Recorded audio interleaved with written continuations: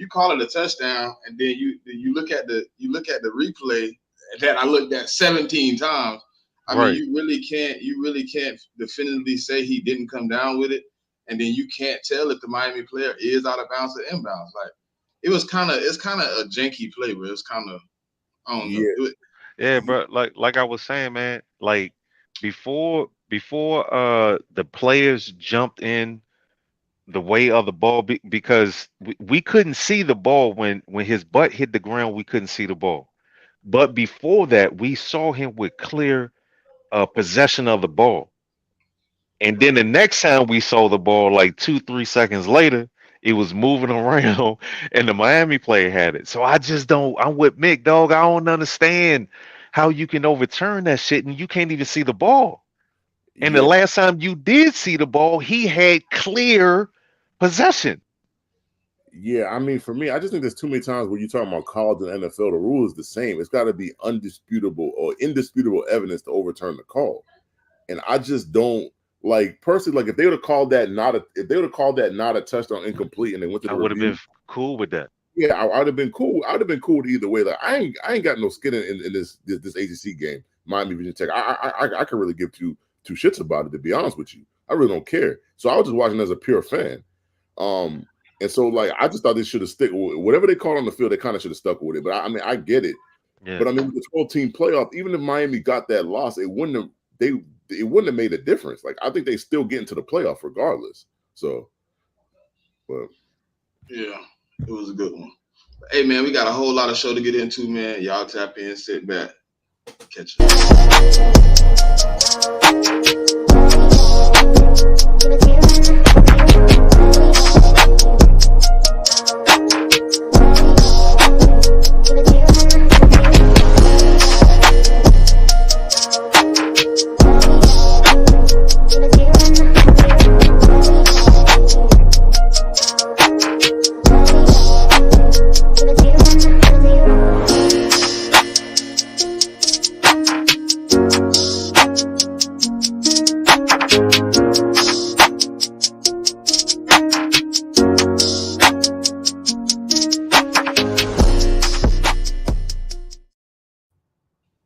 What's up, y'all? Welcome to another episode of the CheckDown. I'm one of your co-hosts, Smitty. I'm here with my co-host, J Mick. What's good, Mick? oh, not much, man. It's what week 4 of the NFL, week 5 of college football. Man, the season going by kind of quick. I ain't gonna cap. Well, you are in the trenches today, good brother. You are in one of the ones today, good brother. Man, I'm You where I are in want to one of be. the ones. I'm where I want to be. In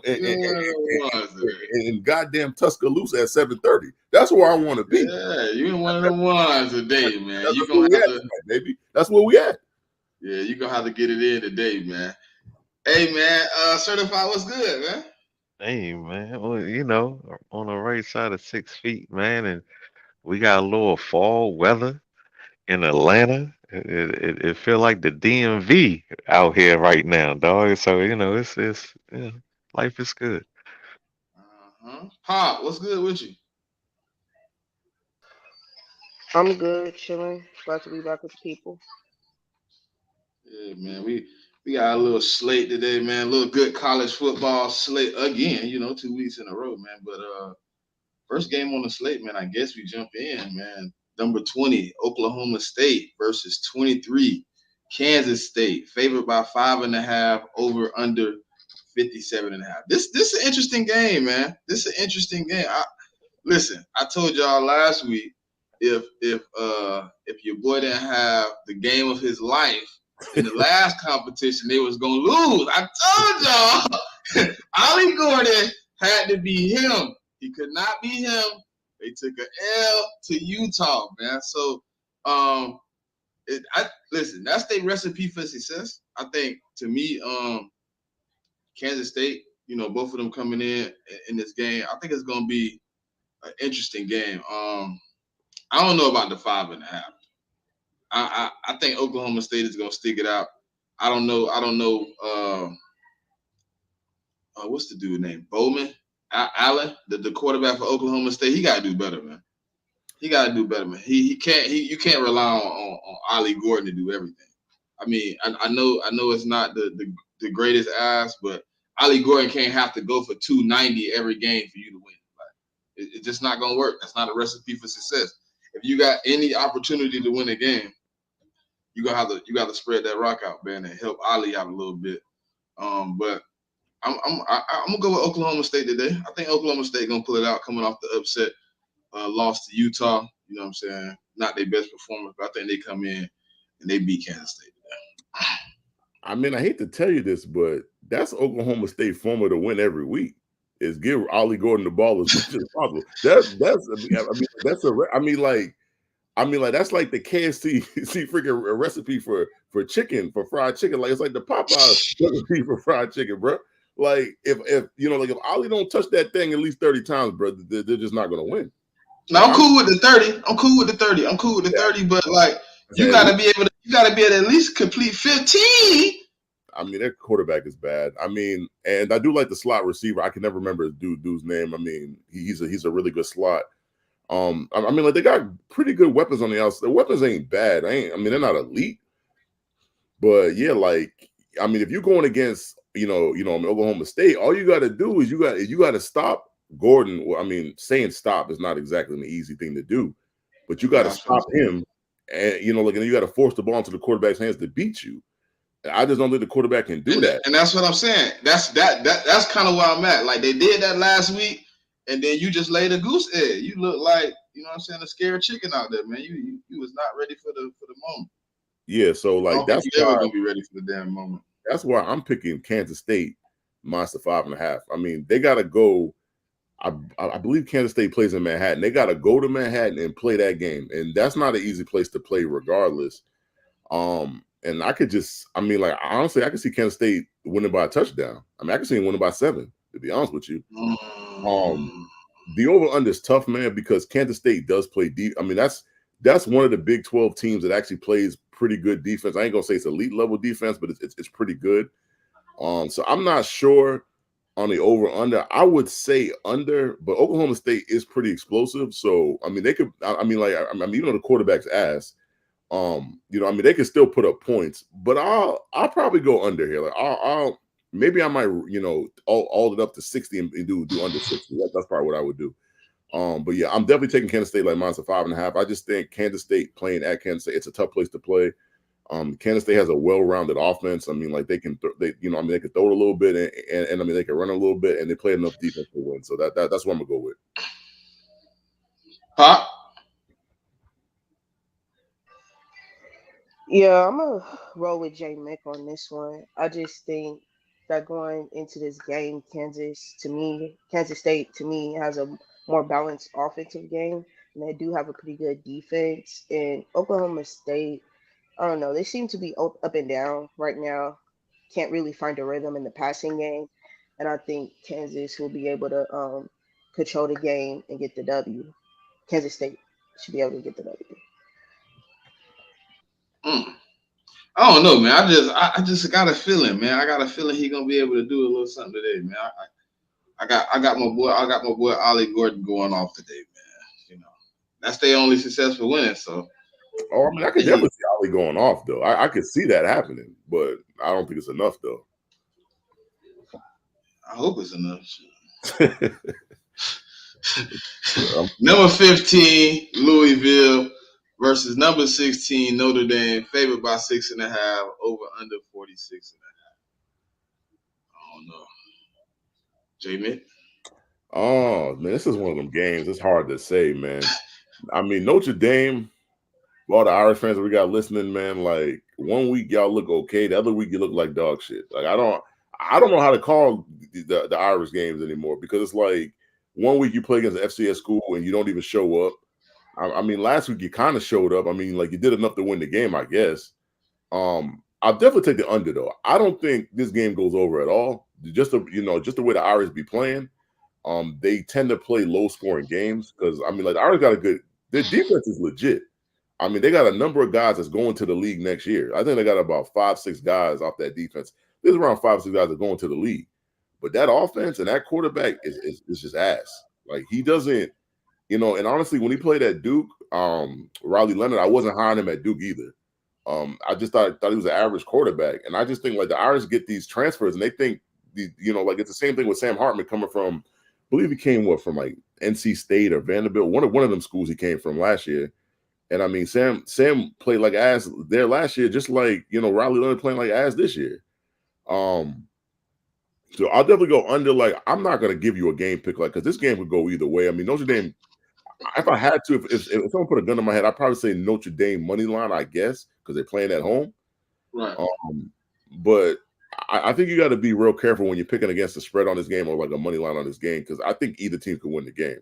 It's just I mean, who like I guess it's like, which Irish team do you think gonna show up? That's what you got to ask yourself. Yeah, it's a difficult game to pick, right? But I'm kind of with Mick. Like, if you put a gun to my head, I'd probably take Notre Dame. This game is so close because, like, Louisville do got some explosive offense. If that receiver and Ja'Cory, if he can get loose and really make an impact on the game, like they can frustrate Notre Dame. But Notre Dame usually show up against like a lot of the ACC competition. So I'll take Notre Dame money line. Oh yeah, so I mean, Sam. Yeah, I actually missed. So I mean, like, Sam Hartman came from Wake Forest. I just forgot. It didn't matter because I mean, he was ass then. He's I mean, he's in the league's ass now. So well. Yeah. Pop, who you like to do? What time is this game? This is, I think, a 12 o'clock game, if I'm not mistaken. Okay. Let me look again. I think it might be 3:30. It might be 3:30. Yeah, I didn't see it at the 12 o'clock. Yeah, it's 3:30. 3:30 on Peacock. Yeah. Well, what should I? I'm definitely watching. The first game was 12 o'clock, so 3:30. Yeah. Okay. Yeah, I like. Listen, I'm not choosing a team. I don't know, because Notre Dame, I think they can be good, but then they don't be playing like that consistently enough.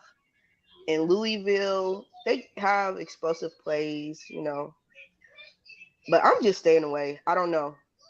Maybe Notre Dame can defend home. I'll just say this. I'm going to take Jeremiah Love over rushing yards because I think he can go off on this game. And I don't got a game written down on the list though, but just an honorable mention game. What you think about this Wisconsin USC game, y'all? Like, is there any way Tyler Van Dyke pulls out an upset against Millard Moss today? No. They got to go to the Coliseum too. Like, that game is in Cali. Like, I don't know. Like, maybe Wisconsin put a bad taste in my mouth when they played Bama 2 weeks ago. Because obviously Bama's a highly elite team, and they went up to Wisconsin and they just beat them boys down. Like, it wasn't even a like I knew Bama was going to win by at least 10, but I don't know. I'm just not confident in Wisconsin. And, like, the only thing that gives me worry is that USC had a problem slowing down Michigan run game, but Wisconsin don't have Michigan run game. So, I mean, as long as USC can shut that run game down for Wisconsin, I mean, Tyler Van Dyke does not. He's not playing. He's not playing. Oh, shit. Well, I mean, he's because I think he got hurt in that Bama game. Yeah, but I mean, but even the backup ain't even that good. He cheeks anyways. I mean, yeah. So it's just like, for me to beat USC, other than Michigan, because Michigan got a dominant defense and a dominant run game, I don't think Wisconsin has that. So you have to have a quarterback that can at least throw the ball a little bit. And I think the Trojans are going to be pissed off in this game. And it's their first Big Ten game at home. Yeah. So I mean, like, I don't know the spread off the top of my head, but I would like the Trojans, like, in the spread. 14 and a half. 14 and a half. Damn, 14 and a half is a lot of play. That's a lot. I'd probably move the over under is hold on. Where's the over under is 50 and a half. See, I'd probably take the Trojans minus if you could move it down to 13 and a half, so at least the 2 touchdowns covers you. Anytime you get that 14 and a half, 21 and a half, I mean, like, I really be hating that. So I take the 13 and a half. I don't know about the over, because I know USC going to do their part, but I don't know if Wisconsin is going to do their part. That would be my only issue. Like, I'd probably take USC's like team total. That's probably what I would do. Pop said USC. Yeah. So we're gonna get to the next game. I just wanted to ask. Colorado versus UCF. UCF by 13 and a half. Over under is 61 and a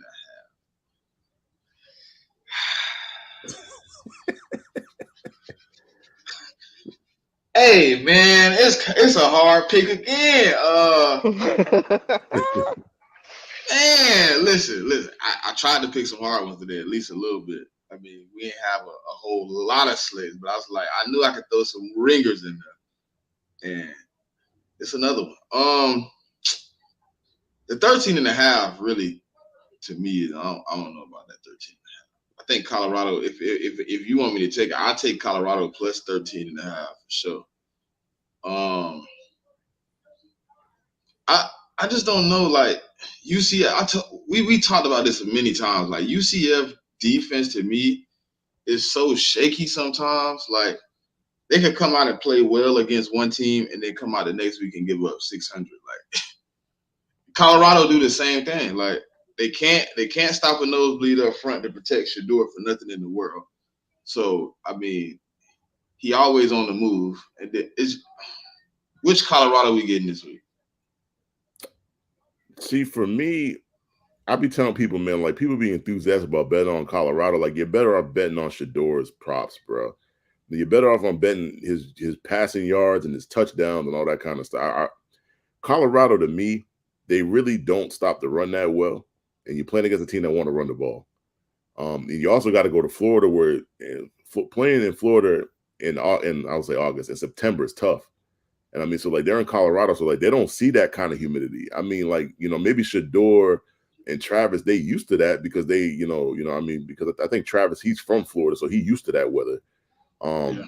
And I mean, obviously, like they must have some other players on that team from Florida. Like off the top of my head, I don't know who.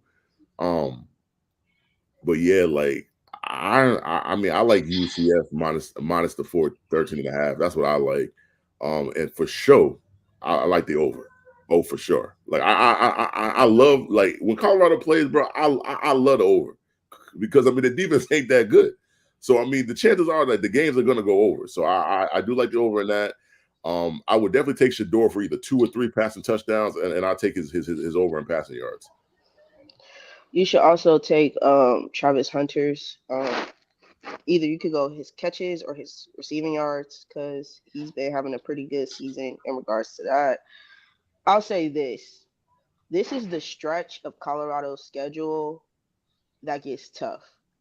This is the beginning part of that. And for them to be able to compete to get to the Big 12 championship, they got to flip one of these games. And this is a game that they have to win to stack up as many W's going into the latter part of the season. So I don't know. Like Colorado is just too difficult to know what they're gonna do game by game. I'll just stick to like what Mick said, like props, the over, because Colorado could easily give you 30 and UCF the same thing. So I'll just stay away from any money line bets or spreads. Yeah, this game difficult to pick, man, because the only thing I can say for sure is like Mick did say, and says like the goddamn that over under, you can take that because both of these teams finna score a lot of points, and Shador finna throw it 1,000 times. But I just looked at the running back Mick for the leading rusher for Colorado. This man got 80 yards. Yeah, I mean they're just not that committed to the run. And I get it. Like the trenches ain't that great for them. So I get why they ain't committed to it. I never seen that. I didn't expect it. Well, I ain't gonna say I never seen it, but I didn't expect it when I looked. I'm like, what? 87 yards? Yeah, and I think they changed running backs because I think the running back that was getting the most touches wasn't the one wasn't part of the 2 running back rotation they ran in their first couple of games. You say what, sir? Oh, I thought you said something. Oh shit, my bad. All right. Next game on the list. J Mick. It's on you, good. I mean, boy, I mean, like I've been waiting for this game for about since what January. So that's about what January to September. That's about a good 8-9 months. I've been waiting for this fucking game. I've been waiting for this game since they took us out of the fucking SEC championship game and by proxy took us out the playoff game, right? And so I'm gonna get a little story. So I mean, I got home right. So I mean, what I mean. So I mean, I did my morning podcast. So what I mean, like it's routed up 9 a.m.s on Saturdays. But I mean, me and Widow. So I mean, we're talking about like AFC football, or whatever. So I got my breakfast right from a Burger King or whatever. I mean, it's a kind of like my guilty pleasure on Saturdays or whatever. So I turn on College Game Day, right? And I mean, so my coach is live on game day. My coach looked fucking locked in. So, and I've been feeling this way all week, man. Like I got us winning the game. And the way the line's set up, it's -1 either way. So I mean, whether you want to bet the -1 or the money line, I mean, it's the same. It doesn't really matter how you bet it. My only issue with my team is that my best pass rusher, he's coming off an ankle sprain. So I mean, he didn't play the whole game in the Kentucky game. So that kind of hindered our pass rush, but I mean, he's a game time decision today. I mean, his name is it's Michael. So he's a game time decision. Even if he plays, he's not going to play a bunch of snaps. He'll probably be like a situational pass rusher, which he does the best at. And the keys to this game for us for victory is that we have to be able to run the ball. So I mean, if we can run the ball, then it kind of lightens the load off of Carson Beck, who obviously is the quarterback. He coming into the season, he was a highly rated quarterback. Hasn't really played at his level yet, so I'm expecting a better game out of him than the Kentucky game. And then also we have to slow down a run game. So I mean, it's pretty much what I'm saying is that the shit's in the trenches. Whoever wins the trenches is going to win this game. That's kind of how these Georgia Bama games go. Over under is pretty much 50. I mean, the game could go over 50. It could not. I probably bet that it go under. Because normally when these teams play, it's normally like a 23-20, 2017 kind of that's the kind of games that you're looking at. So I'd be very surprised if it go over. It could, but I really wouldn't bet on it. I mean, to say all that, to say, man, yeah, I mean, Georgia all day, every day, and go Dogs. Pop, go ahead, Pop. Yeah, I'll say this. I think these are two good teams coming into this, and this is a matchup that we don't have to wait for, because normally we have to wait for this in the SEC championship, and we get it this early in the season. So I think it will be a pretty good game. Yeah, I'm with Mick. The games are pretty close between Georgia and Alabama. There's not really a lot of high scoring. It's occasional plays, defenses, making it difficult. And it's whoever can dominate in the trenches. I would love both of these teams to tie. So that's what I hope it ends with. But yeah, I think this will be a pretty good game overall. Sir, I know you don't watch. I know you don't watch both of these teams play now. I know you don't watch both of them play now. At this point now, you done seen at Who are least you? one game. Nah, What? You ain't seen nah. Alabama play? You ain't seen that 17-year-old getting jiggy Oh, with it? I don't know. I don't really be paying attention though, because so I was so I knew these niggas, right? And they was like distracting me at the beginning of the season. So I really wasn't watching football because it was like they was fucking up my whole Saturdays. You feel me? But I don't run with them niggas no more. You know what I'm saying? And Master. Pop, go ahead, Pop. Go ahead, go ahead, Pop. This is I don't master. I don't run with them niggas no more. So you know what I'm saying? I got a little more free time. I just want, you know what I'm saying? Listen, it was a bad influence. I'm around some better people now. You understand what I'm saying? So I'm gonna be watching a little more college football. I'm watching a lot of college football today. All right. So, but to answer your question, nah, I don't know these niggas, man. I mean, you I better get really some don't. cool niggas because I mean, this has the potential to be the game of the year. Oh, I'm gonna watch Mm-hmm. it for sure. It's the 7 o'clock game too. Yeah, I Oh mean, hell yeah. yeah, 7:30 prime time. All right, so yeah,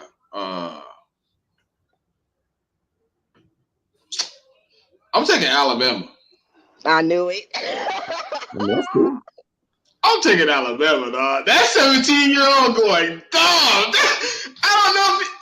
Listen. I swear. Look, I like the safety Malik from Georgia. But when he get out there and it's 1-on-1 with that boy might be 4-1 speed, how he moving like. And Jalen Milroe to me has one of, if not the best deep ball in the college football at this moment. Like he don't miss on the deep ball. Now he can't throw 7 to 15 yards to save his life. Yeah, I was gonna say like the short intermediate is highly questionable. Yeah. Yeah, 7 to 15. That boy is. But 25 plus, he dying, and I just. I don't know, man. Georgia to me, Carson Beck has to play better than he's played so far. You know what I mean? Like he hasn't been what I thought he would be because I thought he was gonna come out and kind of light it up. But it could be also like his talent around him right now, the receiving core, they really not really performing either. You know what I'm saying? So it's gonna be a day where Georgia gonna have to find an identity of being old school Georgia football, and I just don't know if they can beat Alabama in that game right now. Like to me, Alabama is playing better football at this point, but they're gonna get their rematch anyway. So it ain't like whoever win today ain't gonna be running it back in a few months. I mean, unless Pop got something to say about it. I don't know. There's not like I heard a lot of people, like a lot of the analysts saying that, but the way the SEC set up this year, I don't know if that's the case. I mean, you got teams like Ole Miss and Tennessee, and I mean, even LSU. I think LSU only has like 1 or 2 losses. So it's like, Tennessee. Yeah. Now listen, I believe you on Ole Miss. I'll take you on Texas and LSU, but you can leave Tennessee out of that argument. They just don't show up. They don't show up, Nick. I mean, Tennessee ain't lost yet though. Like I'm giving but they do this all the time to us. Yeah, but so my point is, it's not a guaranteed thing that we gonna meet Alabama and SEC championship again. That shit might not happen, to be honest. Like the league is a lot better this year, so this might be the only time you get this game. To be honest with you, and I'm not saying like Bama and Georgia can make the college football playoff. It's just maybe one of these schools might not make the SEC championship game. That's a very real possibility. It is. To me, it just seemed destined. It always seemed like when y'all play each other in the season, it comes down. It's just like when Alabama and LSU had they run. Like they would play each other 2-3 times. You like, dang, is they gonna play again? Like that's just how I feel. It just feels destined that way at the SEC. When y'all on y'all runs, y'all seem to run into each other a lot. Yeah, I just think like with Texas and OU and Georgia, Ole Miss, Bama, like there's a lot of schools in that mix to go to that game, and I'm not sure you're guaranteed because I mean we still got to play Texas. So that's in about 4 weeks. We got to go to Austin to play that game, and I mean Bama got some. I mean like teams on their schedule they got to be. I think they got to go to Tennessee and a couple of the games that they got to play. So it's just not a guaranteed thing. Right, you're right. So I mean, you got to enjoy this game today. I mean, hopefully we get it again in the SEC championship game, but there's no guarantee of that. 100%. You're right. It is a different day and age in the SEC for sure. Yeah, it's definitely a different day and age. Pop, y'all got what? South Alabama today? Mm-hmm. Oh yeah, that's a good tune-up game. Good tune-up game. That's what we like to call it. That's what we like to call that. Get right. Everybody get to feel out how they feeling. All right, so we got number 19 Illinois versus number 9 Penn State. Penn State favored by 19 and a half. I actually want to say one more thing about the Bama game. If you bet in props, take Jalen Milroe for any time. Like he gonna score a rushing touchdown. That's what he's gonna do. He definitely doing that. This game right here, I don't know. It just kept popping up. I was just like, man, let me throw it on here because it seemed like it might be a decent game. But I don't know, man. Like the Fighting Illini I don't know if they're gonna be able to beat Penn State, but Penn State being so up and down, they could go ahead and slip and fall. So, what y'all think about this game? A tricky game. Man, 19 and a half is that's a lot of points when you're playing That's one. ridiculous. That's, and I get it. Like the Illini, like some people are riding high on them because they beat somebody last week. I forgot who they beat. They beat a ranked team last week. It was like last Friday night. I think it might have been. Was it Iowa? It might have Iowa been. State? No, it might have been Iowa. I think I'm not like they beat another ranked team in the Big 12 last week. I can't remember. I remember too. Yeah, They I'm just played drawing. at night. They played like a night game too. It was like a Friday night game. I'm just drawing a blank. Nebraska. Yeah. So like a lot of people didn't think they was going to beat Nebraska, and they beat Nebraska. So I think a lot of people riding high. I like Penn State in this game. I don't know about the 19 and a half though. That to me is a little bit too, because Penn State really ain't played nobody yet. So I don't know about the whole 19 and a half. 19 and a half is crazy, bro. Yeah, I'd probably take and I'd probably take the plus 19 and a half. I'd take that. I think the game goes under too. I don't like the Penn State games, like unless they play in the FCS school, like that's when those games will go over. But when they get into that Big 12 comp, their games don't tend to go over a lot. So that's probably what I would go with. I'm going with Penn State. I'm giving them the advantage of because they're playing at Penn State, Illinois. Yeah, and it's a night game. Night game. Yeah. So, I mean, so it might be a whiteout too. So yeah, so I'm gonna go with Penn State. I think them being at home, I think they'll play better. I'm not sure about Illinois. They did beat Nebraska, but I just don't know if they'll be able to score enough points to beat Penn State. So I'm just going with that. Yeah. That's kind of the last game we have for college. First game of the NFL slate. We got Broncos versus Jets. Jets favored by 8.5. Over under 39.5. you want to recap that Thursday night game first, or you just want to go into the games on Sunday and Monday? Oh yeah, we can recap the Thursday. Yeah. Let me just say this. I didn't have a lot of expectations for the Giants coming to the season, so how they played really didn't bother me. I knew Neighbors was like that. I told a lot of people on Twitter that just assumed Marvin Harrison was going to be the number one receiver in this draft. I didn't see it that way. Like I saw Neighbors and Rome being just as good as he is. Neighbors is showing that he's that guy. Like that's what he's showing y'all. He's that guy. Like they tried to put Diggs on him. He was killing Diggs out there. Like literally killing him. Now, so I didn't expect much. I mean, the Giants defense is what I expected. I mean, the Giants defense did enough to hold the Cowboys in check for them to win that game. But the Giants just couldn't score touchdowns. Now, whether you want to blame it on Daniel Jones, you want to blame it on the line or the wide receivers dropping passes, whoever you want to blame them, I really don't care. They just didn't do enough. The Cowboys are some shit. I'm gonna just say it like they're some shit. Because that shit I seen, like they should have blew them out if the Cowboys were any good. And they're just not.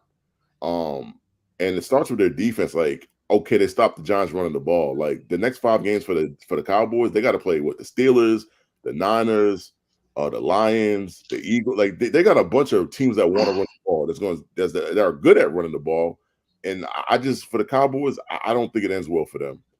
And I mean, offensively, throwing the CD is cool, but bro, like you gotta be able to utilize Ferguson and Cooks and other guys. And I think that's going to bite them in the ass. So, neglecting the running back position is coming to hurt the Cowboys because they don't have the ability to effectively run the ball. Play calling in that game, especially in the fourth quarter, was suspect. It was very suspect on the Cowboys side, and I just don't know what's going on with that defense. Maybe Zimmer doesn't have the guys that fit his scheme. I don't know. But they're not being this dominant unit that we saw in week 1. So I don't know what's going on the Cowboys side of the ball. And Daniel Jones, listen, Giants paid that man all that money. and he can hit a open wide receiver consistently. I saw neighbors getting behind that defense consistently, and Daniel Jones throwing the ball too short behind or over. Like Giants definitely could have won that game, especially Wandale Robinson made a couple of key catches that was needed. Slayton made a couple of key catches that was needed to be able to score points. But listen, it's looking like the Commanders and Eagles are the best teams, bro. Like, I'm not gonna even cap, bro. It's like I don't know what the hell is going on with the Cowboys. I thought they would be a lot more competitive, and they're just not right now. So Pop, I woke up. I woke up after that game, right? And I got on Facebook. I mean, got on Twitter. I was like, man, I slept on it. You know, I watched the game. I just text out, man, Dallas is not a good football team. I got berated by Dallas fans. Man, you don't know what you're talking about. It's this, it's that. I said, bro, your offense is subpar at best. Like you don't have a running game. It's CD or bust. If he not cooking, your offense can't get no points. You really not moving the ball. Like you're not like your defense is letting teams get into field goal range. If they could have capitalized on a couple of those red zone trips, you would be in a hole. Like they just had bad. If they had halfway decent quarterback play, they would have been in trouble. And it's like it's weird, bro. Like people want to be mad that Dallas not a good. They're just not a good football team. It just happens. Like sometimes you're just not a good football team, and just like you said at the beginning of that, you did not address the main position. You thought going to get Zeke, Rico Dowdle, and Midget Mac was going to be the answer for you to have running backs. Like, I mean, Midget Mac is nasty work, man. That's nasty. Man, he's like 5'4", bro. Like, yeah, I mean, yeah, I get it. He's a short nigga. I get it. I mean, it's still nasty work, man. But listen, I just you know what really killed? Hold on, certified. Before you go, real quick, J Mid, you know what killed me when Derrick Henry got on that podcast and said he felt disrespected. He thought they would at least call him. He know they needed a running back. Nah, not Dalvin Cook. Not Dalvin Cook. And then you tell me Dalvin Cook not getting activated. Yeah, I mean, the funny thing for me though, I mean, like Rico was not a bad back though. I don't think they give him the ball enough, to be honest with you.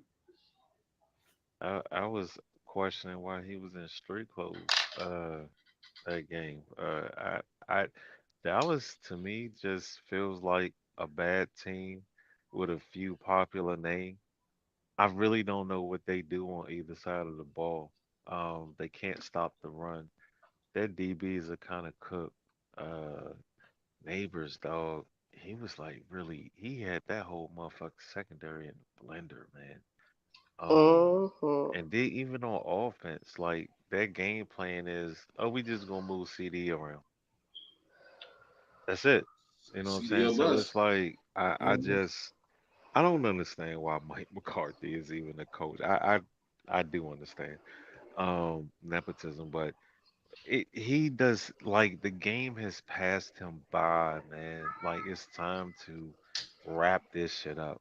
I'm not gonna say that Dallas is done, but this shit don't look good. And they got some guys that really run the ball very well coming. And also, man, like uh, they tried Thursday. Like I feel like that was their best. Like they were giving their best effort, and they barely won. And the Giants just couldn't get out of their own way. You know what I'm saying? Like if Daniel, I said it in the space earlier. If the Giants had Jalen Hurts on those three touchdowns that was on the throw, Dallas would have got mopped, man.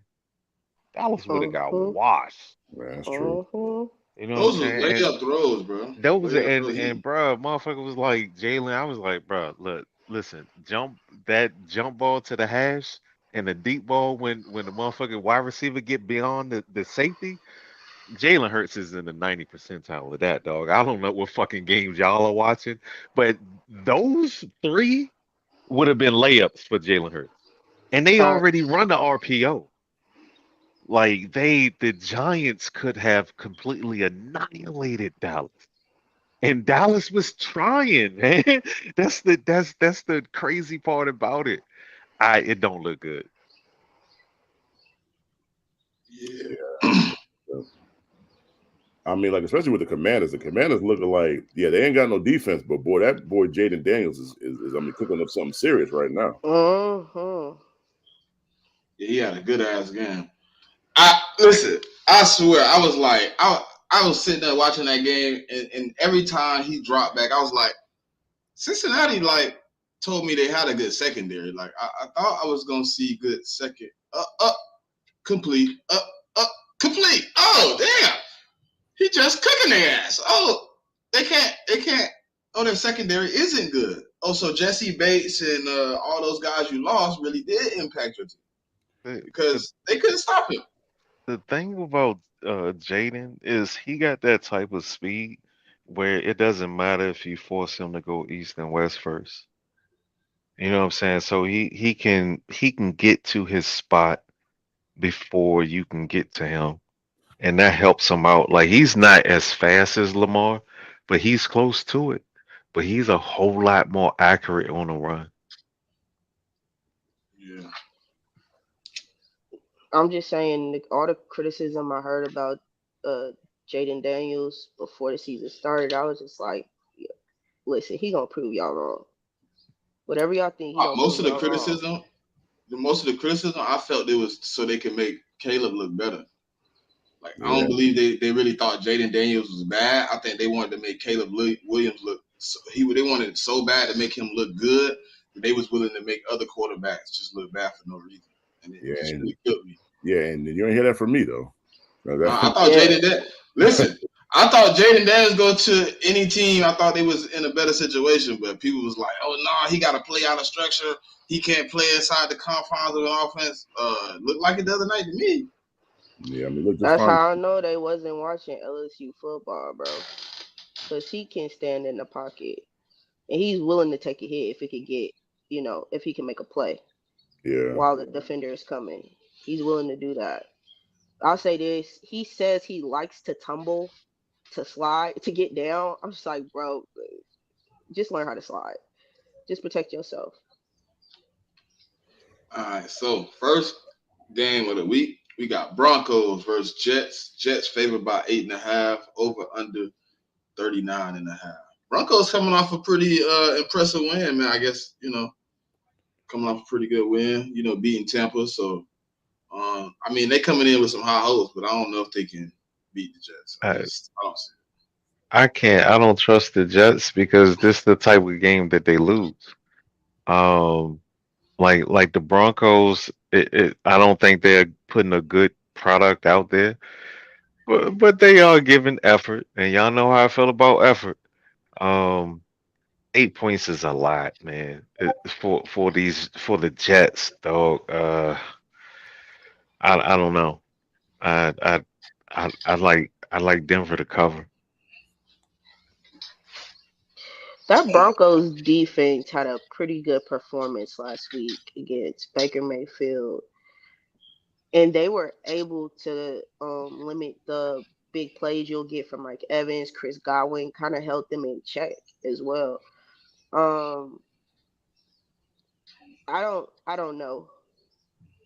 I think the Jets will win. I just don't think it's gonna be at that line, and this game could potentially go. No, I don't think. Yeah, no, I don't think the Broncos gonna be scoring like 20 something points. So I'll just take the under if anything. But I think the Jets will be able to win this at least by a touchdown. see, I would agree with certified if the game was in Denver, but the game is in New York. And so I get it that they played well in Tampa last week because they played that game in Tampa. But to make two road trips, I mean, they're obviously coming from Denver to Florida, and Denver to New York. Like those are, I mean, like that's a lot of like flying in the air. I mean, I get it. Like teams got their own planes and stuff like that. I get that, but I think the Jets defense is about to put Bo Nix in a blender. To be honest with you, that's just how I see it. Trust me, I have no love for the Jets at all, but I gotta call it. I mean, how I believe it's going to happen. So I think the Jets are going to win, and I think they're going to cover the 8.5 because I mean, Aaron Rodgers is looking a lot like Aaron Rodgers, and he showed you against the Patriots that he doesn't necessarily have to throw it to him like Garrett all the time. He could throw it to Conklin, or he could throw to Mike Williams. Like the third wide receiver that I just can't think of his name. Lazard. Yeah. I mean, Lazard. They also got the kid they drafted. And Malachi Court. They got a lot of guys he could throw to. And if that's the A-Rod you're gonna get against the Patriots, where he's just rolling out and throwing on the run, if that's what you're gonna get.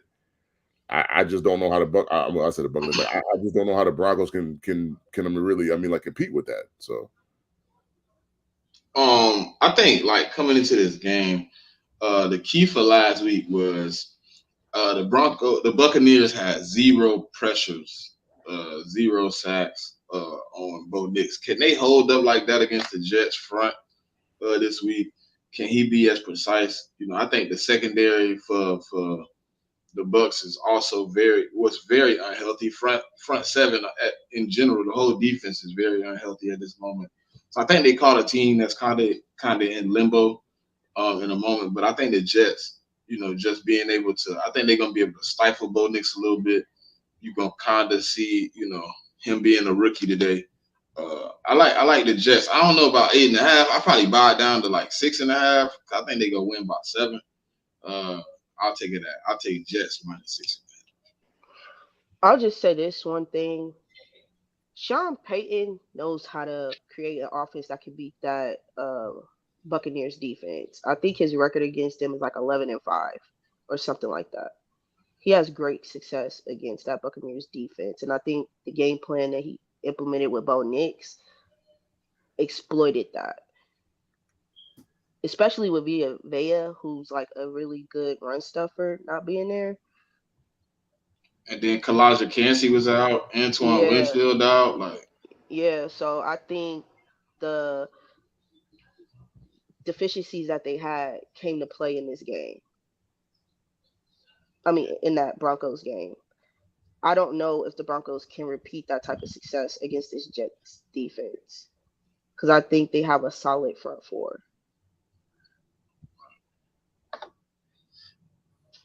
So, the next game is the Injury Bowl. Eagles versus Bucks. Eagles -1.5, over under 43.5. Hey, listen. Jalen Hurts is probably. I've been saying this all week. Jalen Hurts is gonna have an 80% completion percentage. And this is gonna be check down, man. This is gonna be slants. This is gonna be drags to Goddard. This is gonna be slants to Jahan. This is gonna be all easy completions. I don't see too many. I don't see us taking too many chances. I know AJ Brown is questionable in this game, but I'm not 100% sure he'll play. I told Sir, I'm 70-30 on this. Yeah. Like, I'm not sure. You know what I mean? He did come back in practice. He did run some routes. Like Mick certified. Y'all know when you see somebody running from their hamstring, when you see him run full speed, you waiting for him to, tense up or grab it. I didn't see him tense up, so I don't know at what point where he's at. So who y'all got next week? Nobody. I'll play him, dog. This a conference game, and you go to bye next week. Bye week, then we come off and play the Browns. Yeah, man. I say you these guys. If you could snag a conference, I mean, because it's like I looked at the list, man. It's a lot of motherfuckers that's questionable on both sides. So don't nobody know who playing. Like it's a lot of damn game time decisions for this game for both teams, man. But this is an important game. Like this could be the difference between a seed, being 1 or 2, or shit, or 4 or 5. You know what I'm saying? So it's a conference game. I think AJ got to play. If he that close, he got to play. Go ahead. My bad, man. No, I kind of interrupt you anyway. I disagree, because like he's already he missed the last 2 games. He only played week 1. You've gotten by going 2-1 so far. You gotten by thus far. You got a bye coming up next week, and I'm saying this, and I got the nigga on one of my fantasy teams. I'm about to say this. I would hold him out another week. You hold him out this week, then he gets, he essentially gets 2 more weeks, and then coming off the bye week 6, he's gonna be healthy then, so he'll be a full go. So how about, because Tampa got more motherfuckers on the injury report? How about punch on these niggas while they down, get a conference win, and then sit on, then you go on bye week. You know what I'm saying? I mean, shit. If things go as planned, he don't even play the whole game. In my honest opinion, like no homer involved. What is his percentage of injury to health? You know what I mean? Like, is he 90% and we sitting him, or is he 70? Like, if he had 70, I'm like, nah, let him rest. I don't want any opportunity for him to get hurt. But if y'all believe he had 90%, he as close to healthy as he gonna be, if you know what I'm saying, this week. 90%, I play him. I ain't gonna lie. If he, but it just depends on how healthy he really is. You know what I'm saying? Don't just jump out there because we don't got nothing. Like, I would like to come out of this 3-1, but I also don't want to come out of here and AJ really tear it off the bone, and now we sitting how the Saints center, he came out there, he toughed it out, and now he out for a substantial amount of time. Like, yeah, and my fantasy team can't afford that, man. And I'm gonna just be real with you. So I'm kind of biased, but like I said, like you said, like a lot of players are injured. Like, you might be able to get by with a lot of Saquon and oh shit, you better do that regardless. Yeah, so I mean, I just think you can get by with those guys. I'd be real cautious with him. I mean, like, the problem is if he re-injures that thing, then he's gonna be out for another 3-4 weeks. I don't know if you want that. So yeah, I mean, like, the coaching staff knows me better than us, I guess, because they see him practicing and stuff. So I guess that's what you got to hold on to. See, but it's been a rumor for weeks, like he was like a game time decision to play. Like, he tried to go a couple times. Like, so that's why I'm wondering, like, if he was really a game time decision, right, at any point in these last 2 weeks, then how close was he then? Then how, you know what I mean? Because, like, I understand precaution, but where is he at injury wise? That's kind of what I want to know. Like, if he healthy and you feel like he can go, then he go. But please don't get re-injured. Jesus Christ. Yeah, that's what I'm saying. Yeah, I think AJ Brown should just wait until after the bye before playing again. I think be as cautious as possible, especially you're going to need him for later on in the season. So just make sure he's fully healthy before putting him back out there. This is an interesting matchup because the Buccaneers seem to have the Eagles' number. And with the losses the Eagles are going to have, especially at the wide receiver position, I don't know how that's going to bode well for them in this game. I think it's going to come down to, can Jalen be effective with what y'all have? I saw him be able to do that with y'all tight ends. Jahan Dotson made some splashes in that game as well. But I think the key to this game is Saquon being able to use his dynamic play ability in the run and pass game and just get creative with Saquon. I think that will bode well. Yeah, I agree. Like, I think we got to give Saquon some touches this week. I like the kind of thing I do like is, like, they kind of like, they started out 20, 28 touches, then he had like 22, then last week he had like 19, so now you can kind of take him back to like the first game, 26 touches, 28 touches, where he kind of controlled off. But I do believe Jalen Hurts has to trust some of these guys out there that's out there. You're gonna have to give Johnny Wilson a couple touches, Jahan Dotson. I mean, because I believe, Todd Bowles is probably one of the best defensive coaches in the league. He gonna try it. You know what I mean? He gonna blitz us. The last time he blitzed us like almost like 70% of the plays he called was blitzes. So I'm pretty sure he's gonna try the same thing again.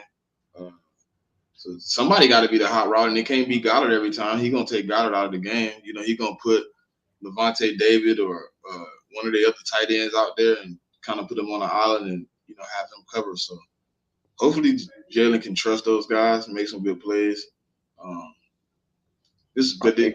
Ultimately this comes down to Saquon. So I guess a question for me on the Buck side is like Vita Vea, is he playing? Questionable. He's questionable. Yeah, so if he don't play, then I think like if he don't play, I think Saquon about to have a huge day. Yeah, Cansey out, Antoine Winfield out, somebody else, one of their DNs out. They kind of beat up too. That's why I said this the injury bowl. Like both sides of these teams is banged up. I mean, it's either that game or the Niners and the Patriot game. Like that shit is like like injury bowl number 2. So, and I digress. Certified, did you go?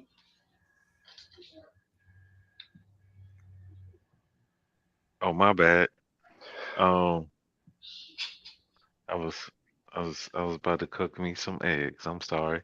What was you saying? Did you go on the game? Eagles Bucks? Oh yeah, I said something about that already. That one. Vikings versus Packers. Packers by 3, over under 43.5. It's a good game, man. Jordan Love, I think he's still questionable, right? I think they said he might not play though. He's questionable. I mean, we had Nacho in the space earlier this week, and Nacho was of the impression that he really might try to play. So I heard something happened Friday though, like he came up, he was limping or something, or he had some soreness in his knee or something. I can't remember what I seen. He's been a game time decision 2 weeks in a row. So, I mean, is there like a limit on game time decisions you can be in a row? I think you can be a game time decision for all 17 weeks. I think. I mean, yeah. All right, well, I guess we have to wait and see again. Pac Boy said Jair and Jordan Love are questionable. Hey, Pac Boy, didn't he have some type of tightness or some type of pain in his knee on Friday? I thought I seen that in the report. I ain't trying. I don't know though. This game to me, I mean, to be honest, Malik Willis been playing pretty decent. So either way, I think this comes down to being a good game. Can Sam Darnold continue the streak of being, good? Like he's been pretty good. Mm-hmm. So can he continue it? Can he keep playing? I mean, if he can continue on the streak he on, man, I mean, it's gonna be hard to go against them winning this. You know what I mean? So I think Malik Willis also has to play well. So this, to me, come down to quarterback play. Who can make the most plays with the ball in their hand? Malik Willis shocked me. I ain't gonna lie. He shocked me a little bit. I ain't gonna lie. I didn't think he was gonna look so well. So, what y'all think? Yeah, I mean he's looked good, but he got to go against Flores, man. I don't like his prospects going against that blitzing style defense. And I think their best chance to win is if Jordan Love plays. And so I'll put it like this: I think if Jordan Love plays and he's somewhat healthy, I think Green Bay wins. I think if Jordan Love doesn't play, I don't think they win. And I got to start putting some respect on the Vikings, man. Like I've been picking them against them a lot of these first couple weeks of the season, and they've been winning. So I think even if Jordan Love plays, this is a divisional game. I think this game is going to be hard either way. I don't think it's going to be an easy game for them to win regardless. But so I'll say it like this: I think if Jordan Love plays and he's somewhat healthy, I think Green Bay wins. If he doesn't play, I think the Vikings win. And I think Sam Darnold continues to play well. I don't think he's going to play bad. I mean, Jettis is there. There's reports that Jordan Addison is completely off the injury report. So I mean, other than having Hawkinson, I mean, he's almost at full strength, and he's been doing this shit at the offense not being at full strength, which even if you think about it, is even more impressive. So, but yeah, that's just how I see that game. Pop, sure. I'm going with the Vikings. One, because Sam Darnold has been playing pretty well. He hasn't really been turning the ball over, been playing, being a decent game manager. But what Flores is doing with this Vikings defense is phenomenal. And I think uh, with us not knowing if Love is going to start, I think he'll be able to disrupt Malik Willis in the pocket and have him and create potentially turnovers that will give the Vikings more possessions. And with that, I think the Vikings will win. T. Smith said if he was them, he'd sit Jordan Love another week too. It's too early in the season. Yeah, I'm You can kind of get with this game back. I think Minnesota probably win this game regardless. Um, I don't like Jordan Love coming back versus Brian Flores at the rate that he's blitzing right now. Um, and Sam Donald, man, I was saying it before, like he made a lateral move as far as like this system, man. It's really I'm not gonna sit here and say that he's a good quarterback, but he understands this system. Um, and he has moments where he operates it like very, very well. And let's be honest, man. I'm gonna keep saying it. Uh, just simply force feeding the ball to Jettis is gonna, be successful. So, and that defense, man, like what the motherfuckers are doing out there. He's bringing five like every single play, damn near. And but it's coming from different positions, different spots on the field. Um, it's just nonstop. It's a lot going on in that box. Yeah, I'm gonna go with Minnesota, man. To cover. Pop, you on the clock. Saints versus Falcons. Falcons favored by 3. Over under Ooh, ooh. 40.5. Good game, Falcons. Y'all gonna win this. Listen, my team is too injured going into this game. Demario Davis is not playing. The two key pieces in my interior offensive line are not playing. Chris Olave is a game time decision. Alvin Kamara is a game time decision. I don't know what the fuck is going on with my team right now, but I think the Falcons are the healthier team going into this game. Certified? Let me see. I haven't been really keeping up with the. I was unaware that the Saints was that banged up. Um, Falcons at home. See, I don't know, man, because it's like this shit weird, and plus, the Falcons had a real close, hard fought game Sunday night versus the Chiefs. It's a lot of variables here. They haven't shown me anything where I should just flat out pick them over the better team, which is the Saints. Um, this could be a trap game either way, man. I don't know. I really wouldn't touch it to be honest with you. Yeah, like these Falcons Saint games be funny, man, because it's like divisional. It's like hate week for both these teams, especially on Twitter. The fan bases hate each other's guts. And I mean I know this firsthand because I mean like I lived in Atlanta for a good amount of time, so I get it. I mean like there's a lot of New Orleans people that's in Atlanta, so that's kind of where it goes or whatever. Um, it's a hard game to call, man, because all the injuries, man. I think the Falcons are due for a victory, though. To be honest with you, like when I looked preseason, like I thought these two teams were going to split anyways. Like I kind of thought that the Falcons would win in Atlanta and the Saints would win in New Orleans. Like that's kind of what I thought. And you know, with all the injuries that the Saints are having, I'm gonna kind of go that route. My only thing about Atlanta is they got to get Bijan the ball more. Because he's a really dynamic back, and whether you're gonna give him like hand him the ball or throw it to him in the pass, you got to get him the appropriate amount of touches for him to be effective and be impactful in the game. So I'm gonna go Falcons money line. I mean, I'm gonna stick to what I said in the preseason about these two teams splitting. But I do think both teams are headed in the right direction. This division has become tough. Because I mean, like a lot of people a couple years ago was saying this division was weak.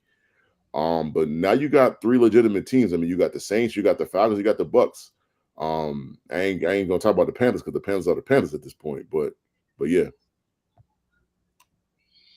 I think this game, yes, it come down to kind of like who's gonna be on the field for both teams again. I didn't know the Saints was gonna be that beat up, but yeah, you're right, Mick. They got to give Bijan some more touches.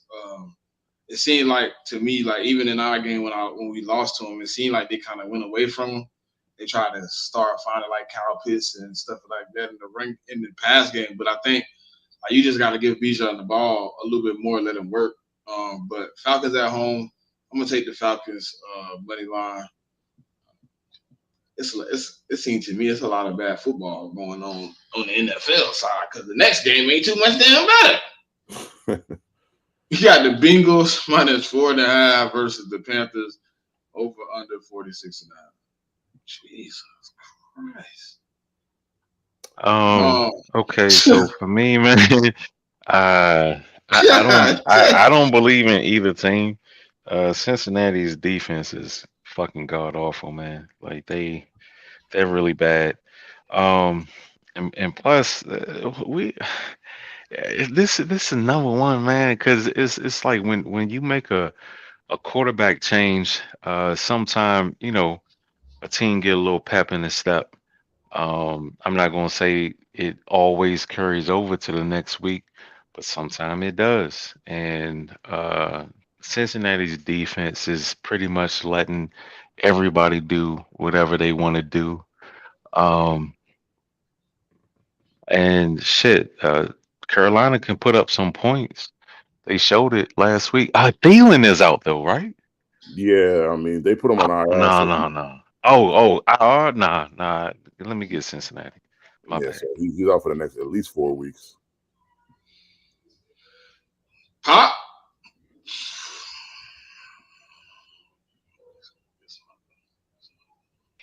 This is gonna tell me if that Raiders game was a fluke because there was no film on Andy Dalton in that system. Um, I think that Monday night loss. I think the Bengals are gonna come into this game trying to prove something. I think we're gonna get a team that's gonna be locked in and prepared. Because, like, listen, you lose this, you only fourth, and your playoff chances are done. So I think the Beagles are gonna win. Like I said, I'm not really putting too much stock in last week's game for the Panthers. I need to see them replicate that, and I don't know if it's gonna happen in this game. So I'm taking the Bengals. So Yeah. for me, like Hey, J Man, hold on. I got a question for you. I was just gonna ask you a question too. Okay, Hey, go is ahead. it like some weird stat that the Bengals haven't beat Andy Dalton since he left? He like 3-0 against them. Yeah, I haven't really heard the stat. I wouldn't doubt it. I mean, my thing about Andy Dalton is that like his first start will be good, and then after that is downhill after that. And so that's I'm questioning whether like I don't think you're gonna I think the Raiders walked into that game. Oh, it's the Panthers. Like we're gonna win anyway, so we'll just play how we play or whatever. And they got the result they got where they got blown out. I don't think the Bengals come into the game like that. I used to think kind of the same way. Oh yeah, if they don't show up like now, like they got to show up now. They 0-3. Well, let's face it. Like the Bengals ain't a good football team right now. I mean, a lot of people don't want to hear that, but when you lose to the Commanders and the Patriots and then to the Chiefs, and like let's just be honest, the Patriots really, we played probably the best game we could play the first week of the season. So I'll say that. But we could have played better in that game. We still won. The Commanders played lights out on offense, but the defense really wasn't that good, and they lost that game. And then with the second game against the Chiefs, that was a winnable game if the defender doesn't run through the Chiefs. Your race is back. So yeah, like we keep saying they got to show up, but maybe this is just the team that they are. Maybe they're a good offensive team and the defense is trash. But I'm gonna still pick the Bengals. I'm not gonna take them on the spread though. I'll just take the money line. I And agree with that point, J Mick, just because you lost so much talent on the defensive side of the ball and didn't really replace it for real. So you're seeing the yeah, results of that. yeah. I mean, sometimes I got to take you at your face value. You are what you are. Um, and so I mean, right now, I just don't. I mean, I just don't view them that highly until they got to show me something. They got to win this game. They win this game, then okay, they're 1-3, and then they play the Ravens next week. Next week when they play if they win this game, they play the Ravens, and that will let me know if this team is back or not. Yeah, that's a sticky one. I don't know. Like to me, I mean, going 0-4 would be crazy. You come out here and get and lose this one. I just don't know how you. And I mean, I just don't know how you bounce back from that. Like, how do you? Where do you go from there? Do you? I mean, I know the reports be wrong. I know it be falsehoods, but like you go over 0-4. Like, do you now move on from a T Higgins, which you was holding on to hope for? Like, do you start like maybe doing some things to recoup for the next season? Because like how bad is this? Let me look at the schedule. I want to see what the schedule look like after this. Does it get any better? What you mean any better? They played the Patriots, the Chiefs, the Commanders, and the Panthers. It ain't gonna get no easier than that. I'm gonna just be. Nigga, I'm giving it hope. Nigga, oh, they got the Ravens, the Giants, the Browns, Eagles, Raiders, Ravens, Chargers, Steelers, Cowboys. God. Yeah, I'm just being real with you. This 4-game stretch, it ain't getting no easier than this. And that's with my team being in the 4-game stretch, and I'm saying that it's not getting no easier, bro. Like they're gonna have to really find their stride, and they're gonna have to start playing teams like the Bengals and the Steelers and the Browns, like inside the division. And they don't really, people don't like to admit this, but in recent history with Joe Burrow being there, they don't win too many divisional games. They really don't. So they're gonna need to change that this year. It's hard for me to take the Panthers though, so I'm gonna ride with Joe Burrow. I'm sorry, I don't know if I can buy into that. So I'm gonna go with Joe Burrow and the Bengals. I think it's gonna be a fairly close game though.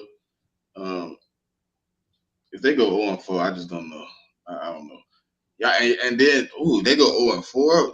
Imagine imagine what happens to them in the power rankings. Like you go back into the lab and they 0-4. Like I mean, they should already be in the mid-20s already. I'm gonna be honest with you. You go 0-3. I don't care if you got Joe Burrow, Jamar Chase, and T. Higgins. 0-3 is 0-3. I mean, that's just how I feel about it. All right. We got Jaguars versus Texans. Texans favored by 6, over under 45.5. Texans need a bounce back game, right? I mean, last week wasn't really a great game for them. Man, both these teams bounce back week. Shit. I don't know. Listen, it's gonna be hard for the Jags to get a bounce back week, bro. Listen, Houston had belts put to their ass last week, bro. I'm not expecting them to come out this week and blow somebody out, but I want to see some grit. You know what I'm saying? I want to see them. I want to see some moments where I'm like, okay, that's the Houston team I remember.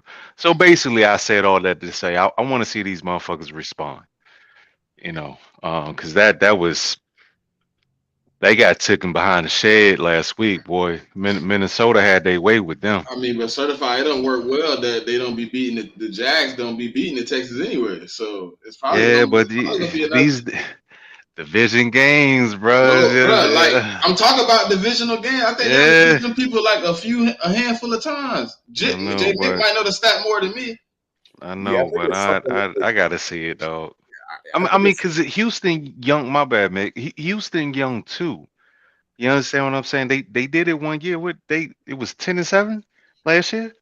That was the year before. Think about last year. It came down to what? Them playing one game for the win. Yeah. Houston Jags. They still young. So I want to see some resolve. I want to see them respond. They should come out and have a decisive win over Jaguars. I mean, the only thing I'd say is that the Texans got some injuries though. Like Tank Dell already been ruled out. Trying to think who else. Tank Dell ruled out. I think Nico was on the injury report. I think he's questionable. They got a lot of injuries too now. Like I get what you're saying, but like both these teams was grabbing the sheets last week, man. Like the Jags was worse because what a Josh Allen did to that defense on Monday Night Football that first half of that game. You ain't gonna see many, quarterbacks have a better first half than that. I mean, I gotta go with the Texans, man. Like I think the Jags are in a bad way right now. And I just don't know. I mean, I get it that like Doug Peterson he's essentially coaching for his job right now, in my opinion, because they're 0-3. So it's kind of like we're talking about the Bengals. Like a lot of people didn't anticipate them being, 0 for either. And the only difference I think with the Bengals is the Bengals have a more established core, and so they're used to going 0-2, 0-3, and coming back from that. The Jags do not. I mean, let's just face it. Like, I mean, the like the whole quarterback situation with the Jags, they re-signed the kid, and he's just not playing well. And I can't just say, oh, it's the line, or like he's got good skill position players. Like you can't. So I got a question. At what point does Doug get fired? Like in this stretch? I mean, I think if they go 0-4, the problem is their bye week ain't till late in the season, so you can't wait till like week 12 or 13 or whatever.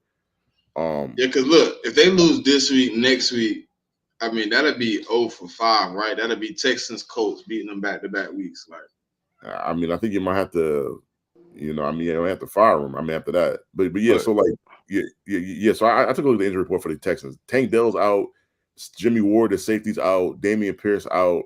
Joe Mixon practiced on Friday, so he actually might play with that. I mean, like, I'm a high friend that he has. But yeah, like the Jags, their coach is in a bad place, and like everybody always points to the OC. Like he had the same OC in Philly, and that's also the reason why he got fired or let go. I mean, like however you want to say it. But yeah, like and CJ, my issue with this game is CJ had a bad week last week, and normally last year when he had a bad week, he bounced back with a really good week. So I got to take the Texans in this game, man. Like Swan said Nico and Mixon playing. Oh yeah, so if Nico and Mixon's playing, I mean, I would have like if Nico and Mixon were out, I'd still like the Texans just to be because the Jags, bro, the way they got their ass, like thank God for the Jags getting their ass kicked because that let people forget about my game against the Jets, how we got ass kicked. So I really do appreciate the Bills and the Jags for that. I appreciate it. Thank you. But yeah, it's just like I don't see how the Jags win this game. I just don't see it. Yeah, I'm going with the Texans with this. I don't know what's the issue on the offensive side of the ball with the Jaguars. It could be play calling. It could just be T-Law. I don't know. And I don't trust it. I think the Texans are going to have a good bounce back game. I think CJ is going to play pretty well. I don't think the Jaguars have a pretty dominating defense, and I think they can take advantage of that. With Mixon coming back, I think that gives them extra juice in the run game. Cam Akers is not it for them. So I think Mixon being there helps that out. I just think the Texans are just the better team. I don't know what's going on with the Jaguars. The Jaguars seem like they lost. I mean, they just lost in open space. They don't really know what to do with the football. They don't really got no answers. The defense just don't look good. Like it looked real bad. That's why I asked y'all, like, what do y'all think? Like, how many losses in a row can Doug take before they just be like, look, we got a part of this? And what's their next 3 games? Texas, Colts, Bears. I mean, outside of the next game, those are winnable games. I mean, the Colts let's just be frank, the Colts ain't really look good at all. I mean, the only game they won was against the Bears, and that's because the Bears O-line is some dog crap. Yeah, like the next 4 games: Houston, the Colts, the Bears, and the Patriots, and then they got to play. Well, then after that it gets tough. They got to play. Well, the Chicago and the Patriots game is in London. Those are 2 London games. And then they got Green Bay, Eagles, Minnesota, and Detroit. That shit is bad. Shit.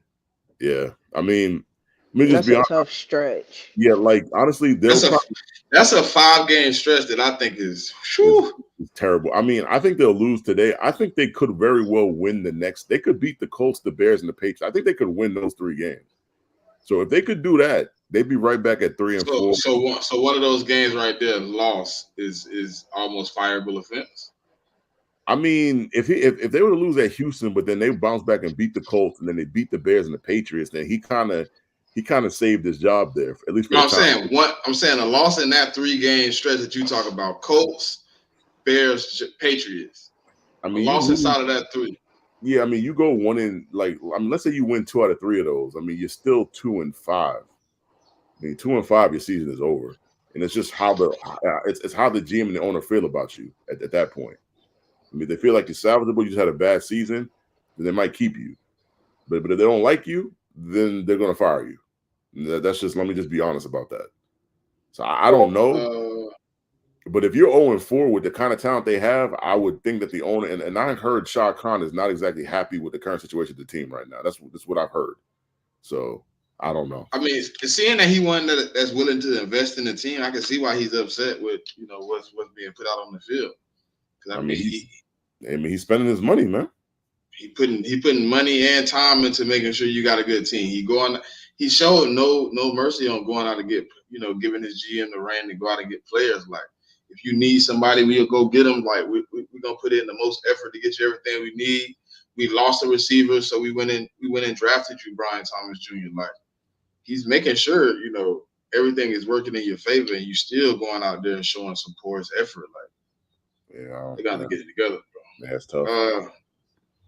Next game on the docket, Steelers favored by 2.5 versus the Colts over under 40.5. Just speak of the devil. That's still a defense. Man, listen. Boy, I mean, shit. I don't know. It's tough.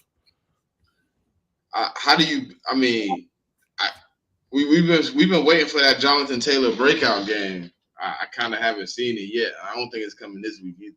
I mean, Jonathan Taylor has some good games. Like, I think he's rushed over 100 yards. He's had a couple game. touchdowns. I don't think it's on him. No, I don't think it's on him. But I was just, I've been waiting for that, like, that Jonathan Taylor, like, game. That shit ain't happening today. I mean, tomorrow. I can tell you that. Not because that defense is not happening. I highly doubt it. I mean, AR got to be better, man. Like, if they want to win that game, he got to be better. Like, if he's not better, this game could get ugly.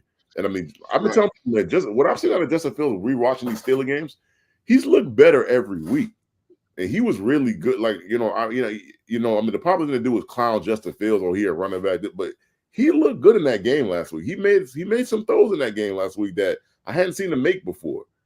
So he's gaining confidence. He's getting more comfortable. So, I mean, I would expect him to build up the game he had last week. And let's just face it, the Colts defense ain't all that.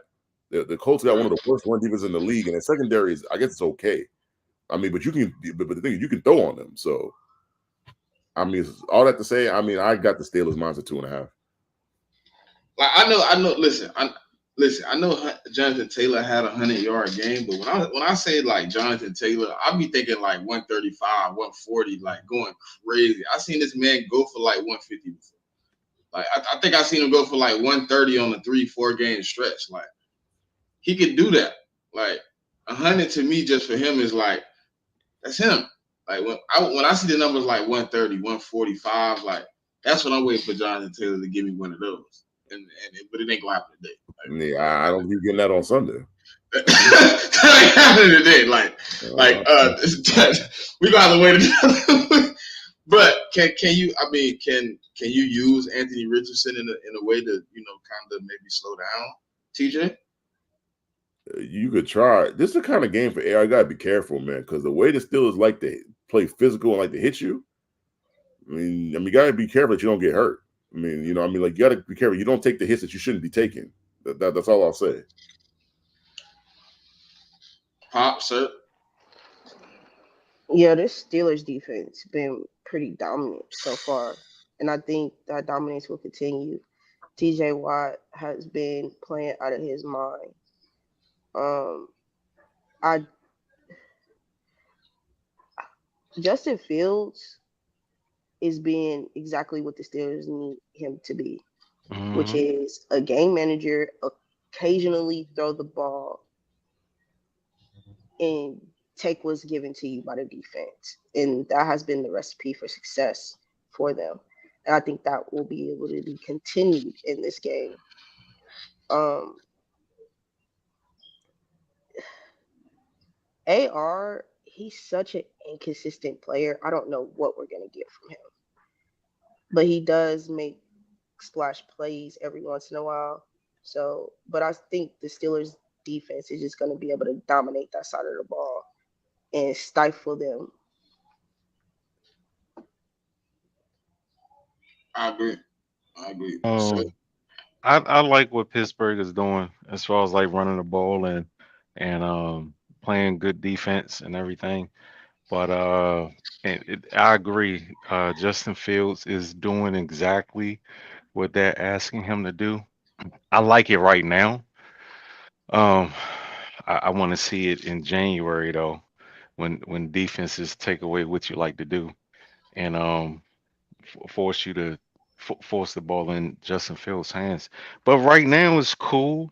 The Colts are inconsistent. Um, Anthony Richardson is inconsistent. I mean, we'll see. We'll see. I'm not excited about this game. Um, I'm not even sure who I want to watch in this game. So, Man, I want to watch Pickens, man. I mean, like Pickens is a dude I love to see play. I mean, I get it. I'm a Bulldog fan. Like I've got love for the dude since college, but the way he plays the wide receiver position is just a joy to watch, man. all right. So the next game on the slate is Ram versus Bears. Bears favored by 3, over under 40.5. Jesus, another injured riddle team in the Rams.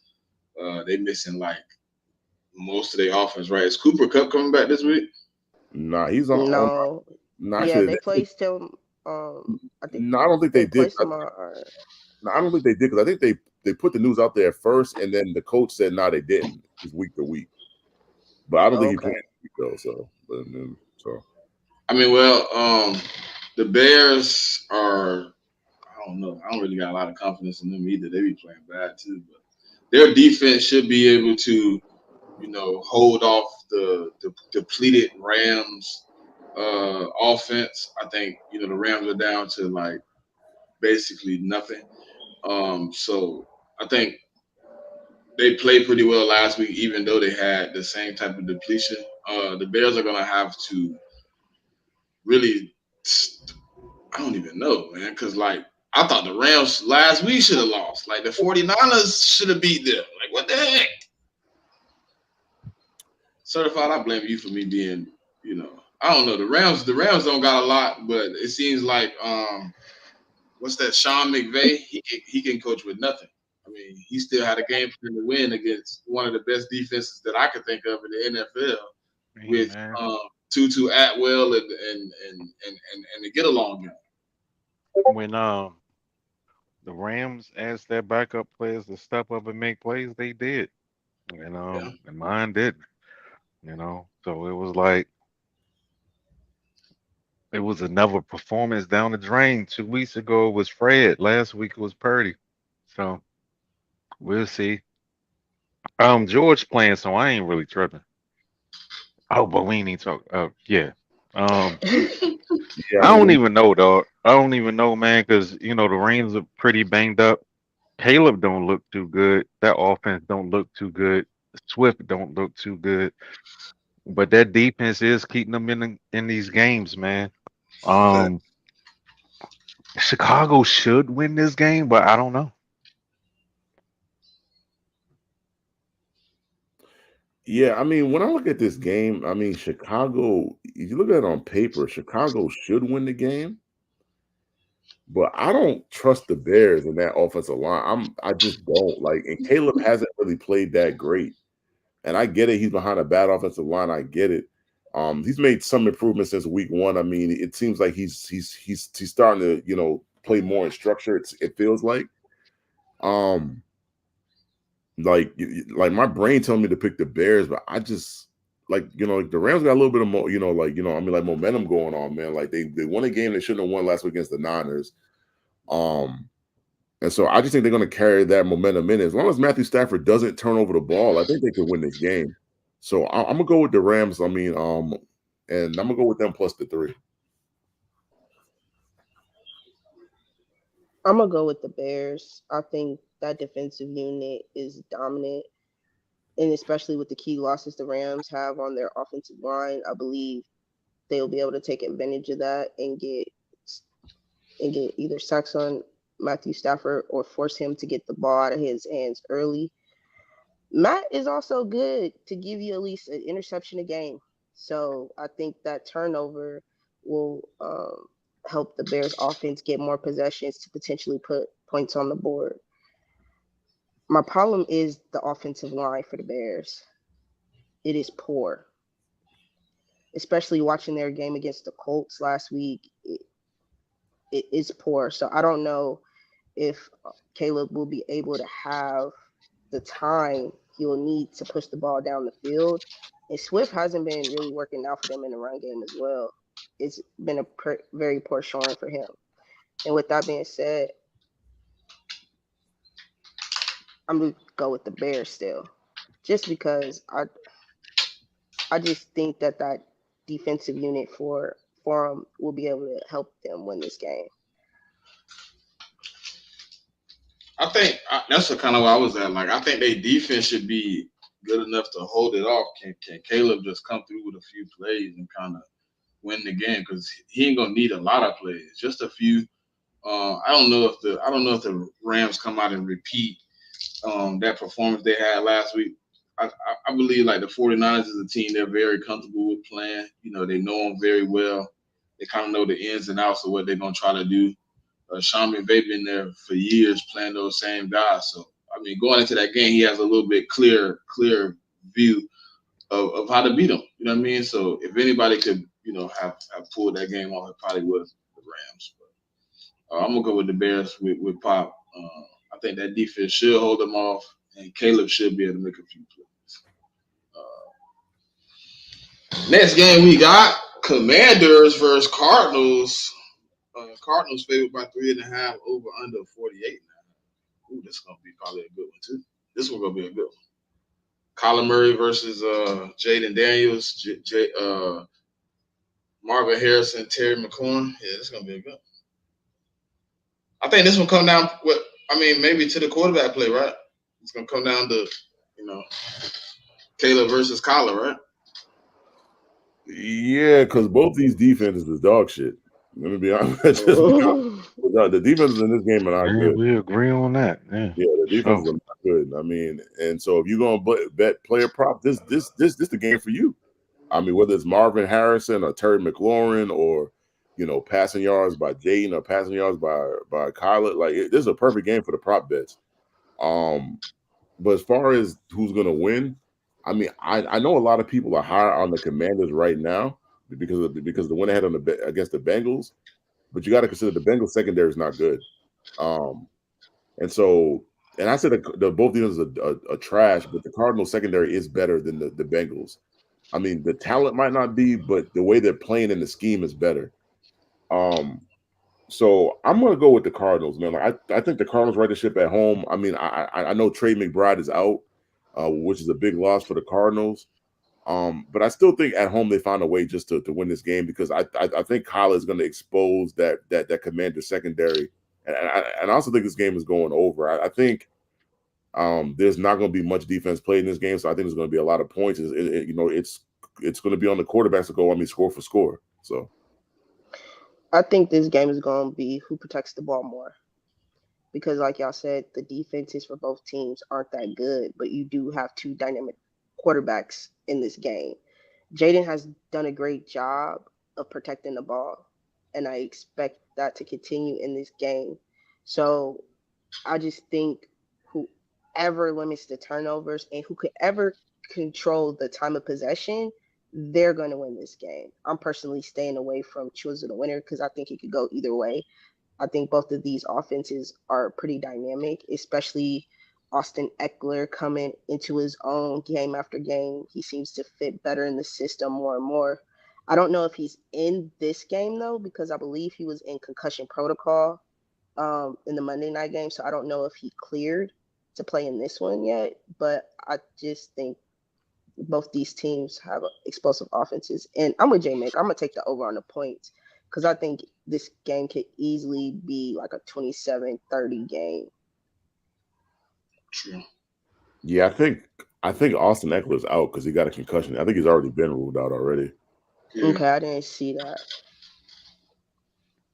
So for I me, mean, man, I just uh it's a lot of questions, man. Trey McBride is gonna hurt Arizona, and Jaden Daniels is really young. He has a lot to learn. I appreciate the wow plays and everything, but I mean he still has a lot to learn as far as from the pocket. So I'm just gonna sit back and look at this game. You know what I'm saying? Look at Jaden, look at Marvin Harrison.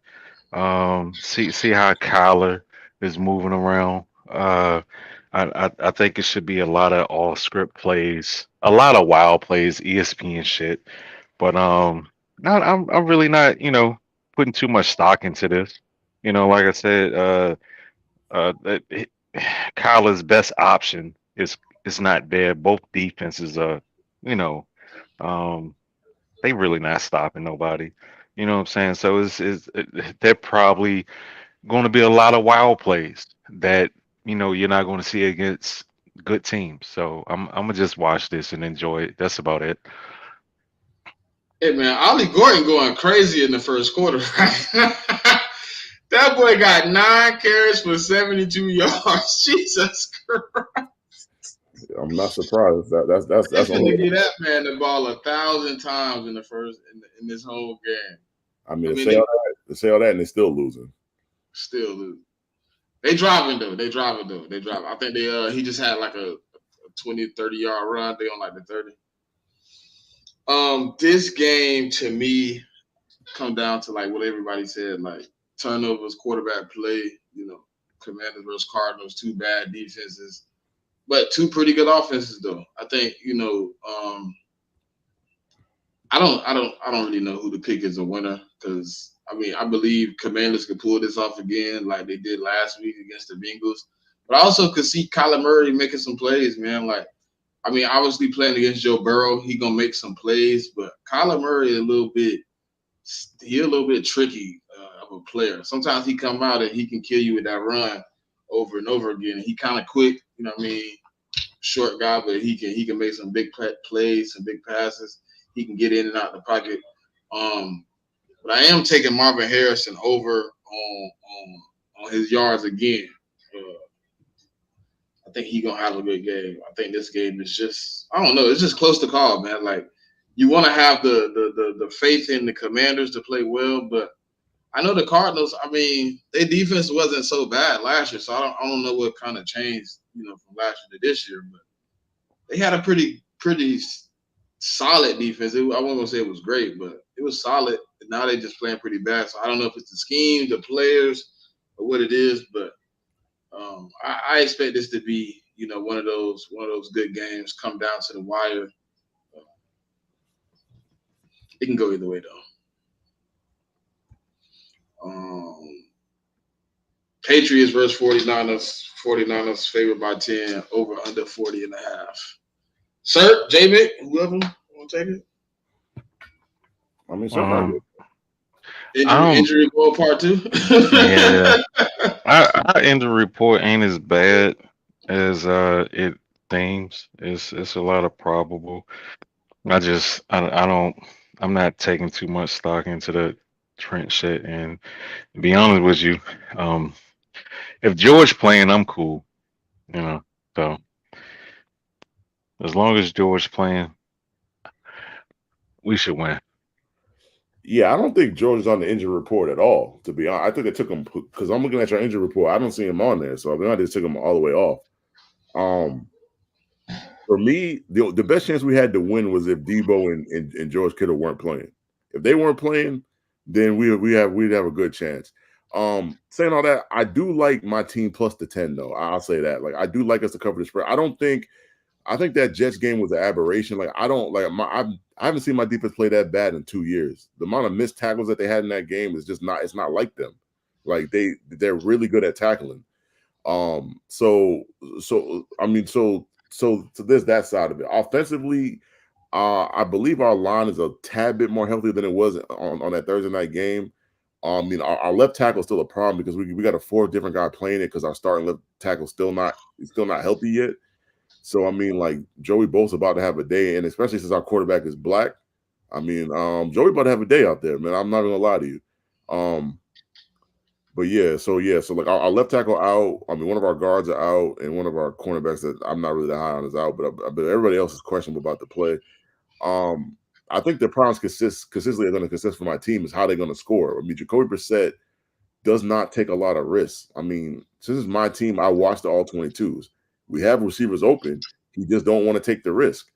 And I just think this game you got to be real careful about Fred Warner if you're the Patriots offense, man. I mean, he makes plays every game. He's gonna make plays.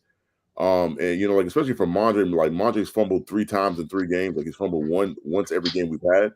So you got to really watch out for Fred Warner because like Fred Warner loves to punch the ball out. And so Mondre gotta be mindful of that. And so I mean, if we do turn over the ball, it's gonna look a lot like the Jets game. If we can be clean with the ball, then we might be able to keep it close. Like I mean, I don't think we win regardless, but like I said in the beginning, I think we can cover the spread.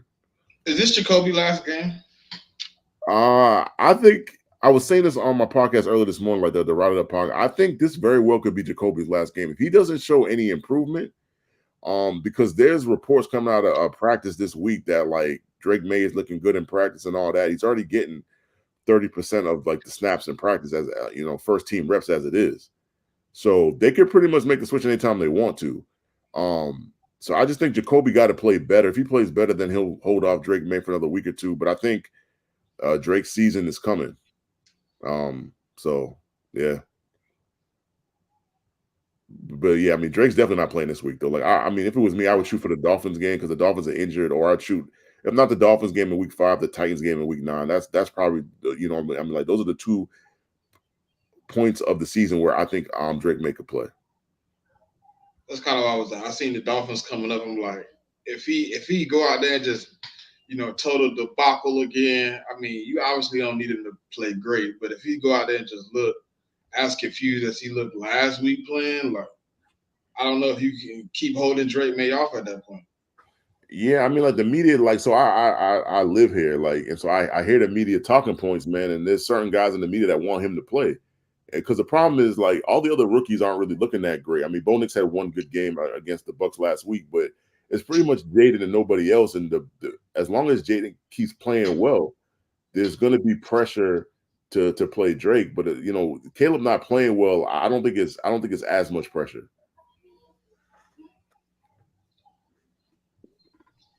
I think this game is gonna have Drake May season begin. I do, I do, especially like when you brought up Stevenson's fumbling problems. You can't give a team like the 49ers any extra possessions. You can't do that because they will score points. Maybe not touchdowns, but they'll at least try to get 3 out of that.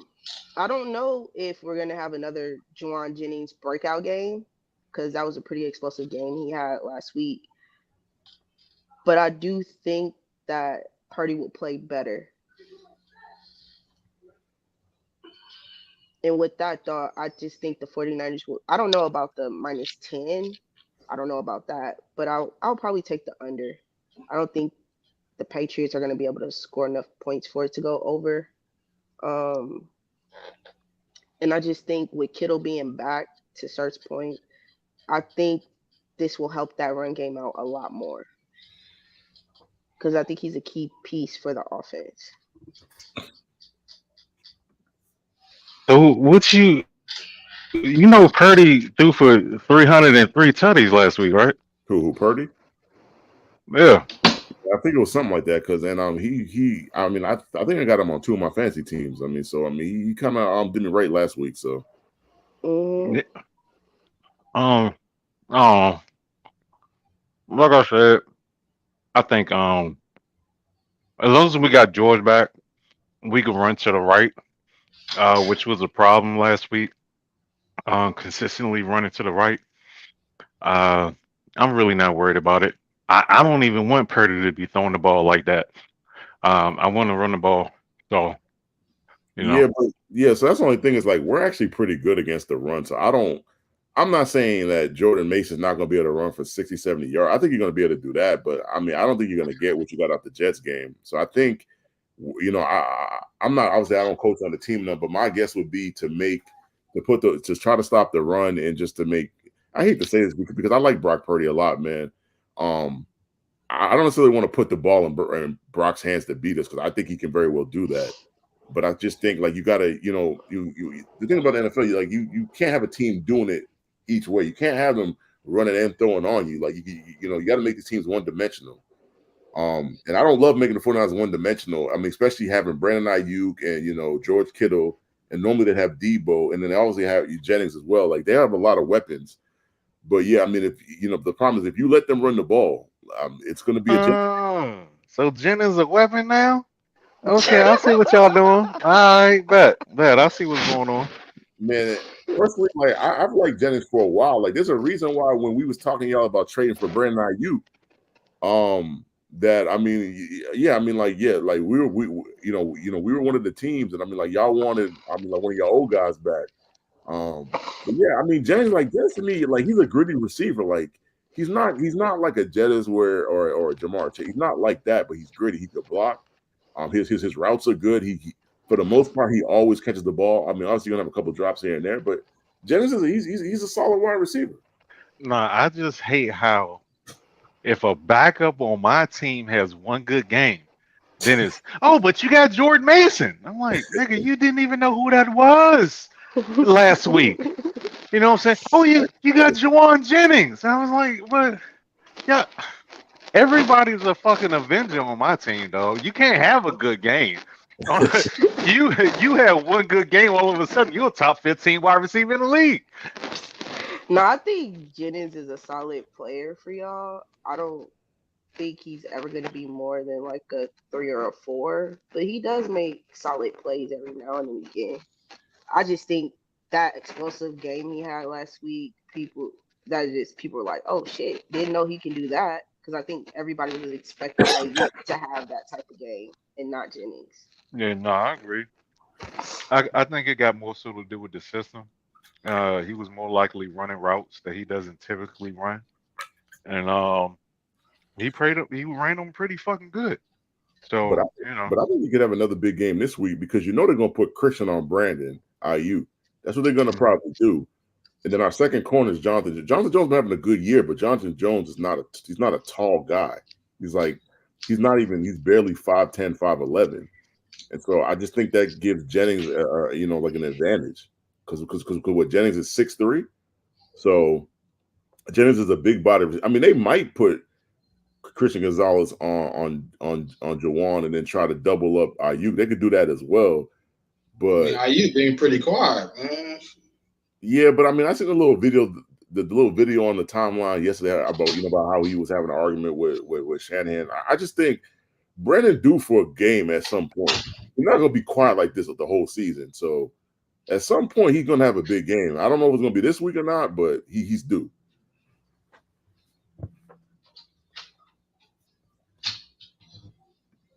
Okay. Next game, we got Browns favored by 2.5 versus Raiders over under 36.5. And this is Injury Bowl 3 right here, boy, because a lot of players out, like there's a bunch of players out of this game too, man. Well, Chubb eligible next week, right? Somebody telling me that. Yeah, but I don't think I don't think he's gonna be ready, dog. I look at like week 8 to 10 for him, bro. It's gonna take him a while. If that, man. I think it's gonna be later in the season, to be honest. Yeah, I mean, because I think the Browns both their tackles is out. One of their backup running backs out, and then for the Raiders, Tay is out, and a bunch of other players. I think Max Crosby out too. I believe they got a bunch of guys that's in this game that's not going to be playing. Um, I just this God damn it. I'm sorry. I forgot what the fuck I was gonna say. Yeah, so just to Um, update it. Yeah, so Conklin, Oh, the two tackles are out for the Browns, Conklin and Willis Jr. Pierre Strong, the backup running back, is out. David Njoku is out for the Browns. The Raiders, Robinson at corners out. Munford Jr., the tackle, he's doubtful, which pretty much means he's out. Um, Devon Diablo, the linebacker, he's out, and Michael Mayer, the second tight end, he's out, and then Amir Abdullah, the backup running back, is questionable. So there's a lot of people on both sides of this game. I don't understand why Tay was a scratch. I've been looking online. All I see is Devontae Adams isn't playing. I haven't seen why. I saw that Max Crosby was playing through a high ankle sprain the last 2 weeks, and it wasn't getting any better, so they're gonna sit him. Uh, I don't know what's going on here, man. I'm not sure what to expect. I mean, Cleveland is a bad football team, and the Raiders aren't too far behind. They're pretty much in the same boat. On top of both of them being, you know, pretty banged up right now, so I'm not sure what to expect or what am I even going to be looking at in this game right now because of the injuries. But as far as the Chubb thing, man, I think if I was them, man, like show me if I'm Chubb, man, show me y'all at least on pace to turning this around before you bring me back. I mean, because it's what's the point of bringing him back to a losing situation? Is he going to be good enough to be a difference maker? His fresh off the ACL, well, not just that, a complete knee reconstruction. You know, I don't know. I don't know. So I looked at the report. Yeah, so it looks like Devontae has a hamstring issue, so that's why he's not playing. Um, this is a battle of the walking wounded, man. Like, there's a lot of injuries on both sides. I think this game will go under. The Browns should win this game. They should. There's like there's a lot of games that they should have won it. They didn't. Um, I, I mean, they got to go to the West Coast, man. Like, I don't love either team's quarterback situation, to be honest with you. I don't like Deshaun Watson. I just don't think he's really played that well. And for the Raiders, I don't really love their quarterback situation either. Like, there's been talk about they might go to Aiden if the starting quarterback continues to play bad. Um, the Raiders and the Browns have similar running back situations. Like, their running backs are young and unproven. That they're mostly pass catching backs. Really, like they're not like certified run between the tackles kind of guys. I guess I get the edge to the Browns because the Browns are more healthy at the wide receiver position. I guess because with Tay out means that Jacoby is going to have Jacoby and Bowers are going to have more impact on the offense. And I just think the Browns defense at this point with the injuries, I think the Browns defense will perform better. So I mean, give me the Browns, but give me the Browns on the money line. Um, yeah, I'm staying away from any money lines or spreads. I'll probably just take the under. I don't know what I'm gonna get for the Browns, because last week I expected them to get that one against the Giants at home, and they didn't.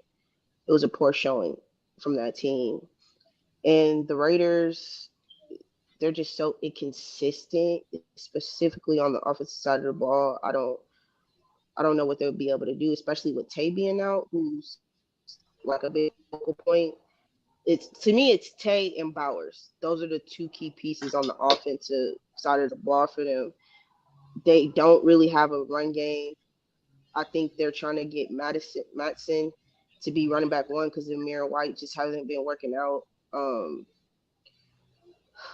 I don't know with either team. I really don't. I'll just take the under on the points. yeah, I'm kind of with Pop. Like I thought the Browns was gonna come in last week, take care of business against the Giants, and then they just came out and said, you know what, we don't play football today. We'll play next week. Yeah, I'm I don't know if I could even touch this game, but with the Raiders having like everybody on that offense out, it seemed like the Browns should be able to pull it out, but I just stay away from this. All right, the next game is Chiefs favored by 7 versus Chargers over under 39.5. Can J.K. Dobbins continue the run game? Not against this defense, he can't. He's not about to run crazy on the Chiefs. The Chiefs got a good run defense. I mean, unless I'm not reading the Chiefs right, I've been watching the games. Like a lot of teams really, even Bijan didn't really get off against that defense like that. Herbert has got a high ankle sprain, but apparently he's trying to be a tough guy trying to play through it. I don't get it because I think their bye week is the week after this game. Honestly, like they should have sat him out last week. Honestly, they should have set him out these 2 weeks. The bye week, he'd had 3 weeks to come back healthy, but they didn't do that. These games normally are close, so I wouldn't bet the Chiefs minus the 7 at all. Most of the time, these games are 3-point games. So I mean, give me the Chargers plus the 7. I think the Chargers, especially with Harbaugh, like the Chargers defense is good though. So I mean, give me the Chargers plus the 7. Especially if Herbert plays. If Herbert don't play, then I mean, all my bets that I'm telling you are pretty much off. I do think that Travis Kelce will have a game. He's due for one. He's played like he hasn't. I won't say he played like crap. He hasn't put up production. Like he still attracts the defense, which opens up the field for Rice and Worthy, and I mean like those guys. But I expect him to have more production in this game. But other than that, I mean, prop wise, I mean, I guess Ladd should have a good game. I guess. Maybe take his catches and his yards. Rasheed Rice is on a heater right now, so I would take his receptions and his yards too.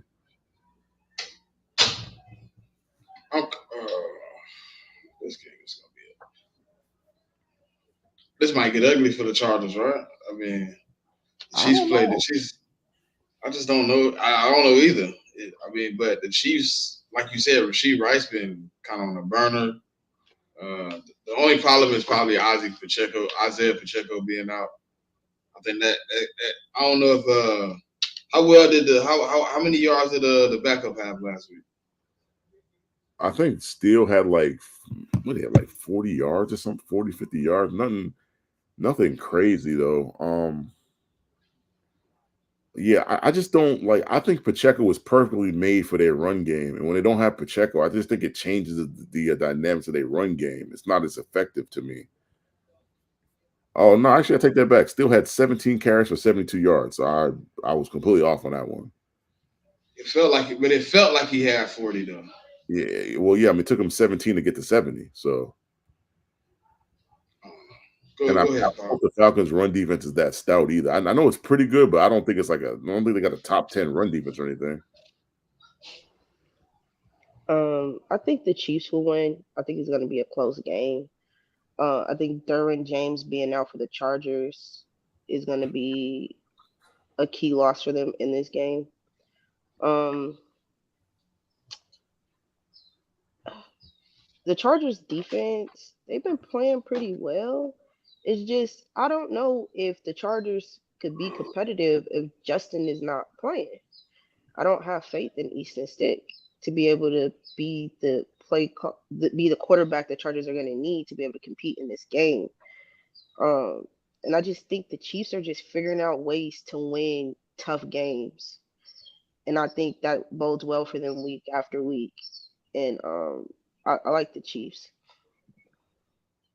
Yeah, just to give you an update, the Falcons are bottom third in the league in rush defense. I think they're like 27th in the league in rush defense. So, jeez. Versus the Chargers are a top 8 run defense in the league. So yeah, sounds like a Harbaugh team, and like they want to run the ball and they want to stop the run, and that's kind of what they're doing. True, for sure. I think certified. Yeah.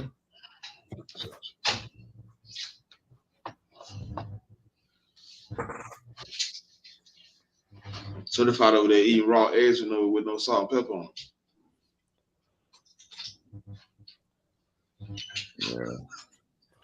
Yeah. Might have fell asleep. Yeah. I mean, says Packboy said Derwin James covered Oh, my Gibson. bad. Not in this game. I I had the fucking mute button on my headset turned on. I mean the Chargers can't really compete right here. Um, Justin Jefferson there or not? I mean not Justin Herbert there or not? Uh, they don't have enough talent to compete right now. I get it. They're a division rival. They haven't necessarily played the Chiefs well over the last 2 3 seasons, even when they were healthy. So um, nah, man. But the Chiefs, they got this little weird thing, man, where they sometimes play down to their competition. But they should cover. They should cover like this. Like Patrick Mahomes shouldn't even play the fourth quarter.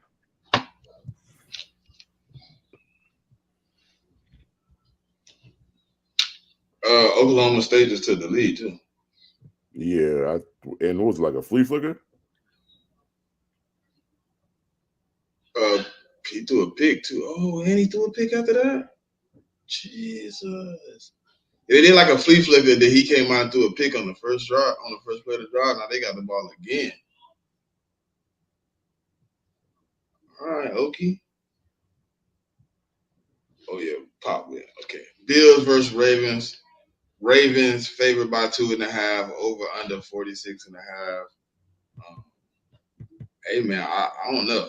The Bills seem like they got it working. They got a very consistent game plan on offense that's working. Uh, and the Ravens, I seen one good game. Can they stack some games at this point and get another dub? I just don't know if they can. If the Bills can continue to have their game plan, how they've been working it. Let James do most of the work, and then you kind of put it in Josh to make a couple plays here and there. I think they come out with another win. So um, what the Bills have been doing, I mean, it's cute, I guess. I don't know. Um, it nah, who you play only matters. It depends on who you talking to. You know what Yeah. I'm saying? And now the Cardinals are a quality win because they're a really good team because the Bills struggled against them. You know, I'm just we've seen Baltimore in a new offense. Well, not a new offense, but a new offensive piece that drastically changed that offense. Have one good game against a bad defense. So I don't know exactly what I'm looking at here either. You know, it's not like Buffalo's played somebody, and it's not like I've seen the Ravens play somebody that was good. So yeah.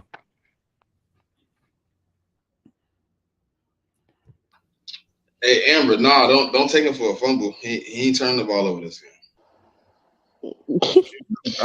He I ain't was about throwing to number. say, He ain't throwing number 3 yard completions. He ain't turning the ball over this game. yeah, I was about to say she must be trolling because I don't think you could take people for fumbles. Interceptions, yes. Fumbles, I don't think so. Nah, but I just say this: Josh Allen has proven me wrong. What he's been able to do with their lack of quality talent at the wide receiver position has been pretty good. The run game for the Bills is pretty good. James Cook to me is looking like a solid running back for them. Kincaid is starting to get more touchy, starting to get more into the game plan, game after game. And he had a pretty good game last week against the Jags. I just like I just like what the Bills are doing on both sides of the ball. Like I like it, and I don't like the Ravens. Like I don't like their defense. I'm not a fan. I don't know if they're not running the right scheme. I don't like it. They finally gave Derrick Henry the touches he needed to be effective against a very poor Cowboys run defense, and you saw how that worked out well for them. But I don't believe in the Ravens right now. I don't I don't know if they'll be able to consistently put together good performances week after week. So I'm going with the Bills. I just think they've been a better looking team going into this game so far. Um, so I'll jump in here. For me, yeah, I mean, people could say the Bills ain't played nobody. I mean, to me, the Cardinals got a good offense. I'll say that. Defense is kind of it's not good. Um, and then when they played the Dolphins, I can't really harp on the Dolphins game because they just own the Dolphins. It's one of those things. I can't really. I mean, the Bills play good in that game, but like they know how to defend Tua like the best in the league. So I'm not gonna put any weight onto that because they've been like I think what they won the last 12 out of 13 or some crap like that, something like 8 or 9, 8 out of 9, something like that. They've been dominating them. And the Jags just aren't playing well, but they dominate. So I got to give the Bills credit though. Like in these games, they've dominated the last two teams, and that's what if you don't think the Dolphins and the Jags are good, and you feel like the Bills are a good team, their job is to dominate the opponents, and that's what they did. To me, the Ravens they only beat the Cowboys. Cowboys ain't really good, so I can't really put any weight in it. The Cowboys can't stop the run, and that's what the Ravens did. So I mean, looking at the matchup in this game, I don't think either team's really going to be able to run the ball that effectively. I don't think even though the Bills have a good offensive line, I don't think they're going to be able to run the ball that effectively. The Ravens O line ain't that great either. And so I don't think the Ravens are going to be able to run the ball. I think this game is going to hinge on the defenses and the quarterbacks. And I think whatever quarterback plays better, I think that's what team's going to win. And that's obviously like freaking Captain Obvious or whatever. But I got the Bills winning. So you can take the Bills money line.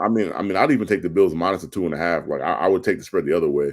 I really like the Bills in this game. I've been saying on Twitter, like I think the Bills are going to win this by 2 scores. And I just don't like what the Ravens got going on their offensive line. Like the offensive line has not been playing well. Right. The Buffalo Bills have a good D line, and they're able to get pressure on you. And you know historically, Derrick Henry has not had good games against the Bills. It just hasn't. And so it's going to be on Lamar to win the game. And I like Zay Flowers is my guy. Like he went to BC. I'm not a fan of BC, but I live in the area, so I didn't see his games. So I mean Zay, I really like Zay coming out the draft. So I think Zay's still gonna have a good game, but I just don't know where else you go other than Zay. Like I don't like Bateman. I don't like Nelson Aguilar. Mark Andrews does not look the same. And Isaiah likely was involved in the Chiefs game, but ever since the Chiefs game, they ain't been involved with him in the offense. So I don't like. I just like yeah, like I just don't like it. I just think Josh Allen is playing at a very elite level right now, and I just don't know how the Ravens can stop that. Shakira, what's good, sis? The Bills ain't putting as much on Josh Allen like they be doing in the past season. Josh Allen is playing the quarterback position like he should and not turning the Yeah. ball over. Why do people hate that? Who said they hated how he's playing? I don't think they talking about you. I think they talk about like people in general. They want to see Josh Allen go out and put up 400 yards, 6 touchdowns. I mean, did that No, shit I, last week I in the get first half, it. didn't I'm just like to piggyback off of what J Mick said. I agree. They are playing better team ball. Distributing the ball around. Uh, Not putting the ball in jeopardy. Um, Not asking a lot of Josh Allen, but I don't want to over. Uh, what am I trying to say? I don't want to like pat them on the back too much for doing what we already expected them to do, regardless of um how they did it. If they ran that offense through Josh Allen against Miami, I still expect them to beat Miami. If they're running that offense through Josh Allen versus the Cardinals or the Jaguars, I expect them to beat the Cardinals and the Jaguars. Okay, so I'm not discrediting their wins, but uh, if they was running the same offense from last year, we would expect them to beat these teams. None of these outcomes are surprising, regardless of which offense it is. So I'm that's all I'm saying. Like they beat a bunch of teams that they supposed to beat. Okay, all right. he? Yeah, I mean it's Sunday night football, man. I mean everybody gonna be tuned in, so Yeah, this the brightest light you can get up under. I don't know if it's gonna change up much. Yeah, I like the Bills though. I do like the Bills to win this game though. I just don't know if the Ravens have enough on the offensive end with this defense playing like it is for the Bills. I just don't know if the Ravens can answer. Like I know Lamar is obviously electrifying. But to me, I did like what I seen from Derrick Henry last week, being able to open it up. Maybe he can help this Ravens offense get a spark. Um, I do like Zay Flowers, but I think the Bills right now are playing probably the best defense. They can play at this point in the season, and I just don't know if the Ravens come out and kind of stifle that, because the two times I've seen the Ravens play some good defense, they kind of came up on the losing side of the football. So apparently everybody was expecting the Jaguars to win. Um, does the Bills have a bad record versus the Jaguars or Yeah, the something? last couple of years, the Jaguars have been beating the Bills a lot. In the Yeah. regular, they've only met them in the regular season, but I think they got before this game last week, the last 5 times, I think the Jags won like either 3 or 4 out of 5. But I mean, like, yeah, having them kind of records is cool. But if you looked at how the Jaguars were playing versus the Bills, I mean how they were playing, like, there's no way you would have picked the Jaguars in this game. There's no Yeah, way. the Bills were a 5-point favorite in this game. Yeah, I mean they were in. And the other thing to keep in mind is the majority of those matchups of the last 5 times was either in London or in Jacksonville. I think that's the first time the Bills got them in Buffalo in like 5-6 years. So you got to put that in perspective. Like I get it that the Jaguars was beating the Bills for that stretch of time, but it's a nuance. It's a nuance to it. Like, and you got to recognize the trends, especially if you're going to bet on these games. You got to understand the nuance and all these like kind of trends and shit. So, but yeah, I mean, like the Jags were playing like dog shit coming into the game, and the Bills weren't. So, I mean, for me, it was an easy pick. All right, we got 2 Monday night games again. Jesus Christ. First one, Titans versus Dolphins. 2 backups, the battle of the backups. Yeah, Titans will be going, huh? Not the Dolphins ain't even playing Skyler, man. They playing Tyler Huntley. Yeah, they starting Tyler Huntley. Y'all think Hop get moved before the deadline? I think if they keep losing, it's possible he will. What about Tay? Devontae Adams. Yeah. I mean, the Raiders are still 1-2 though. They're not 0-3. And if the Raiders can pull out a win this week, I don't think he goes anywhere. I mean, but do it matter, dog? I mean, if Tay goes to a contender, it matters. Yeah. Yeah, that's what I'm saying. Like, does it matter what the Raiders' record is? Do you really expect them to compete in January? I mean, like, they're not going to the Super Bowl, but I think if they have the same kind of record that they had last year, I think Tay gonna want to be there.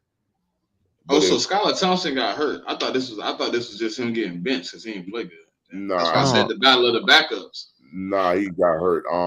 Yeah, but you understand, if Tay goes to the Jets, that kind of changed the balance. It could change the balance in the AFC, man. You have Tay and Garrett on the same team with A-Rod. I'm just saying, like, man, the Raiders better not get finessed like that. I mean, that would make a big difference.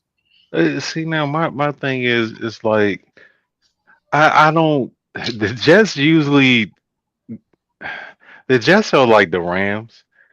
I feel like historically they've given up shit for they've given a little extra or left a really good tip when it came to trades and shit. So I just seeing them finesse it, but Oakland, like, they're so dumb. Oh my god. I don't know. I don't know, dog. I love to have Tay. What you want? I mean, but the thing about the Raiders, I gotta give them credit. Like, when they traded to get Tay from the Packers, I don't think they really gave up that much. To be honest, they gave up a first and a second for like a top 5 receiver at the time. No, he was number 1. Yeah, so he was definitely number 1. You're giving up a mid first round pick and a second. That's not bad. But you also gotta look at his contract, though. Like, he was coming in the door at like 35. Yeah, but like, so when they traded him, like, they immediately signed him to a new deal because that's what he wanted anyways. He wanted. Okay. So I mean, I don't think they got fleeced. Like in prior years, the Raiders have gotten fleeced in these kind of trades. I think recently they haven't really been getting fleeced.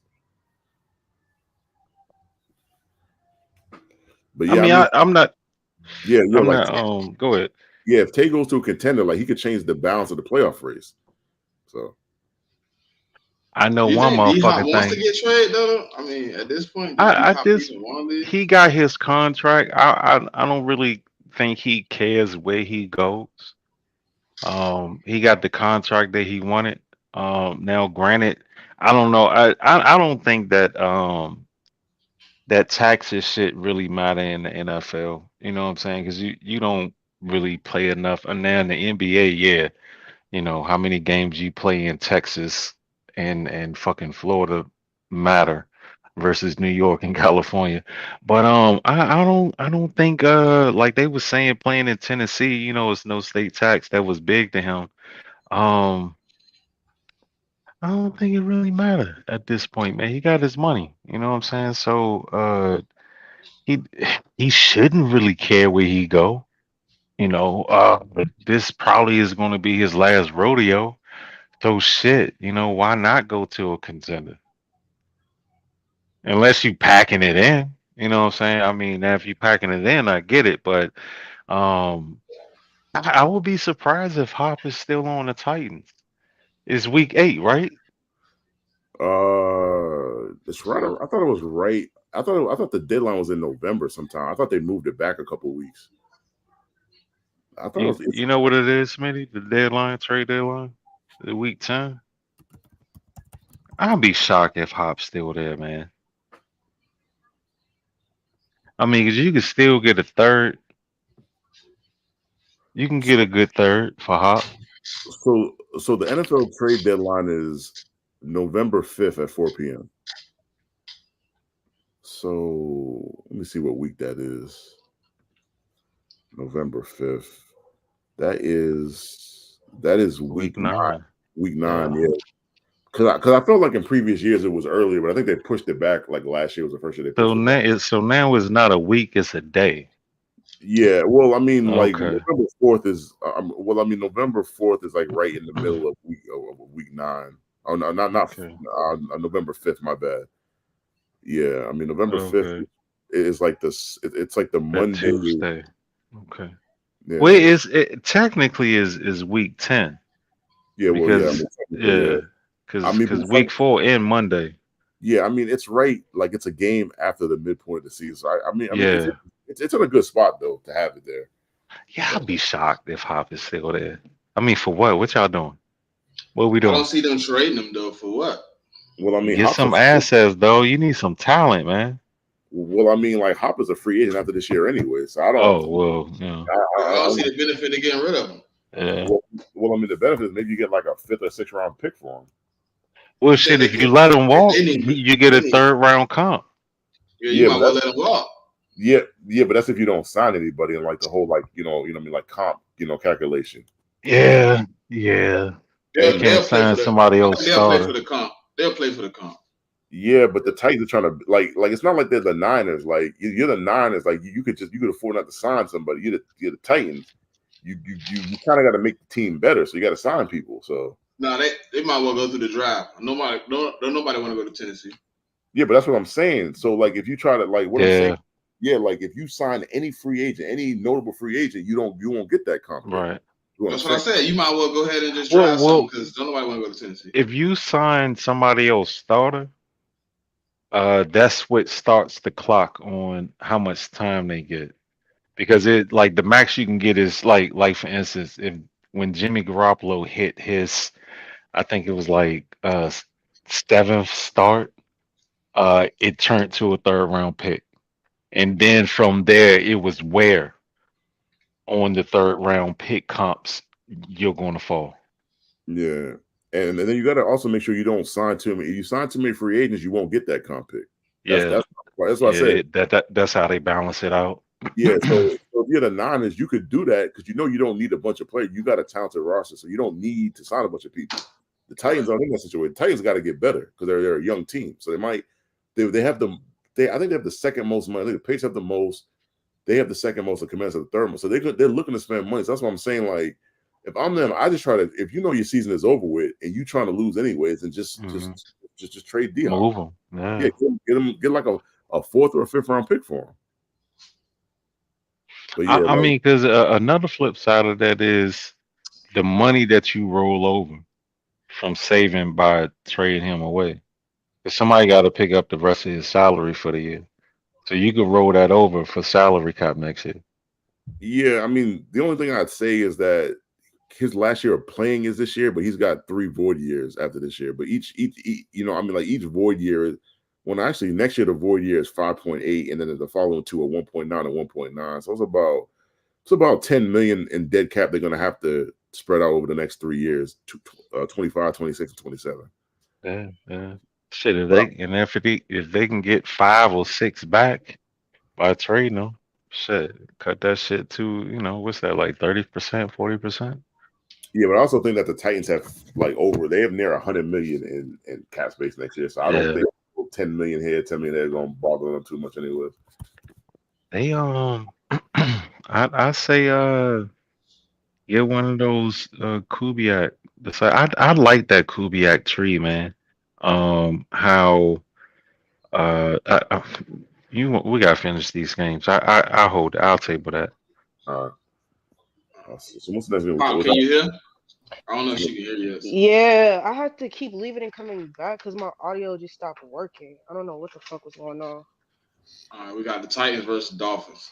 battle of the mid pretty much. Yeah, listen, I don't know about either team. Will Levis is determined to give us a great meme every week. Um, I don't know about the Dolphins quarterback situation either. It's Huntley this week. Yeah. I'm gonna go with the Titans then. I just think yeah, I'm gonna go with the Titans. I think their defense is just a little bit better. Um, and hopefully She said the Levis. Titans fastest. I said it's Huntley this week. Oh, I'm going with the Titans. Never mind. Yeah, man. I just nah. I Huntley ain't just it, boy. at all. And so I just gonna think. I think it's gonna come back to who's the better defense, and I think it's the Titans right now. I think the Um. Dolphins defense is playing too inconsistent. Yeah. What Packard said, you can't run the ball on the tight ends. You can't run in between the tackles. That's where you can't run against them because they got the two big boys. They got Simmons and Sweat on the inside. So running between especially running between the guards is that's just not happening. But the Dolphins don't want to run the ball there anyways. They want to run the ball on the edges. So that actually might work out for them. They're gonna Um, spread you out. They're gonna yeah, make them big boys run. yeah, but the problem is they don't have a quarterback. I mean, Tyler Huntley is their quarterback, which means they don't have a quarterback. So if I'm the Titans defense, I'm not I get that you have Hill and Waddle, but you don't have a viable quarterback. And on the Titans side, they also don't have a viable quarterback that doesn't do bonehead shit every game. So Every game. every game. So It's the mayonnaise, bro. It's the mayonnaise, bro. so I'm a I don't like the Dolphins no way. So I'm gonna just go on my buy. Say I'm gonna go Titans. Titans plus the 2, man. Yeah, give me Titans plus 2. I don't trust Tyler Huntley. We got another Monday night game. Seahawks versus Lions. Lions favored by 3.5. Over under 45 and certified. Seahawks is I I heard gotta be consistent, man. The same shit I say about Buffalo. I'm gonna say about Seattle. I haven't. I, I just feel like they've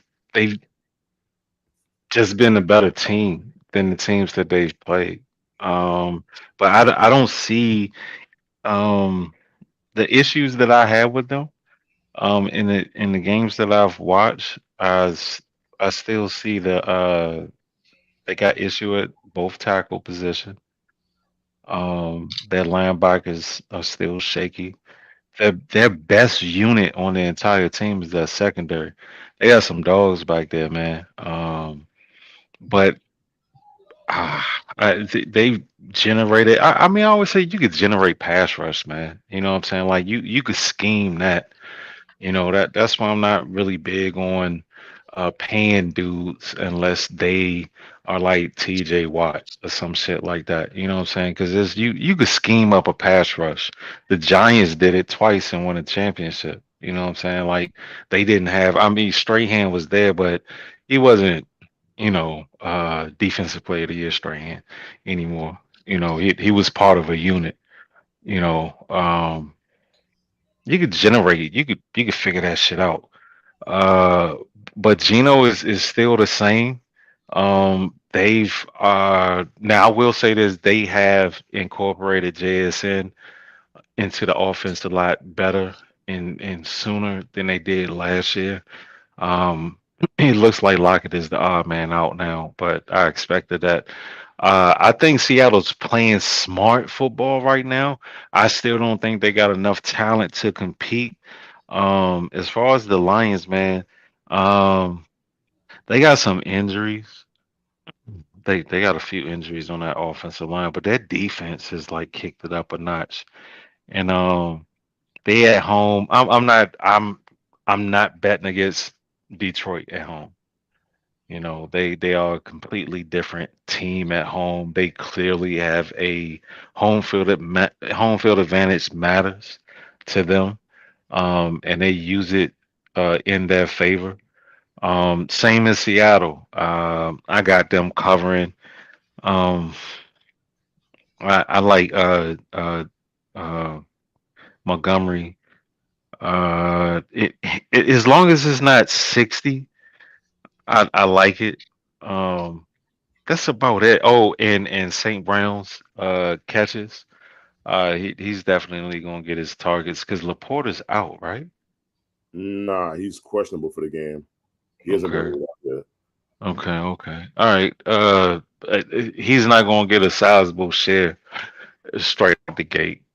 So yeah, I'll take St. Brown's receptions and Montgomery's yards as long as it's not uh, s- yeah, as long as it's not more than 62.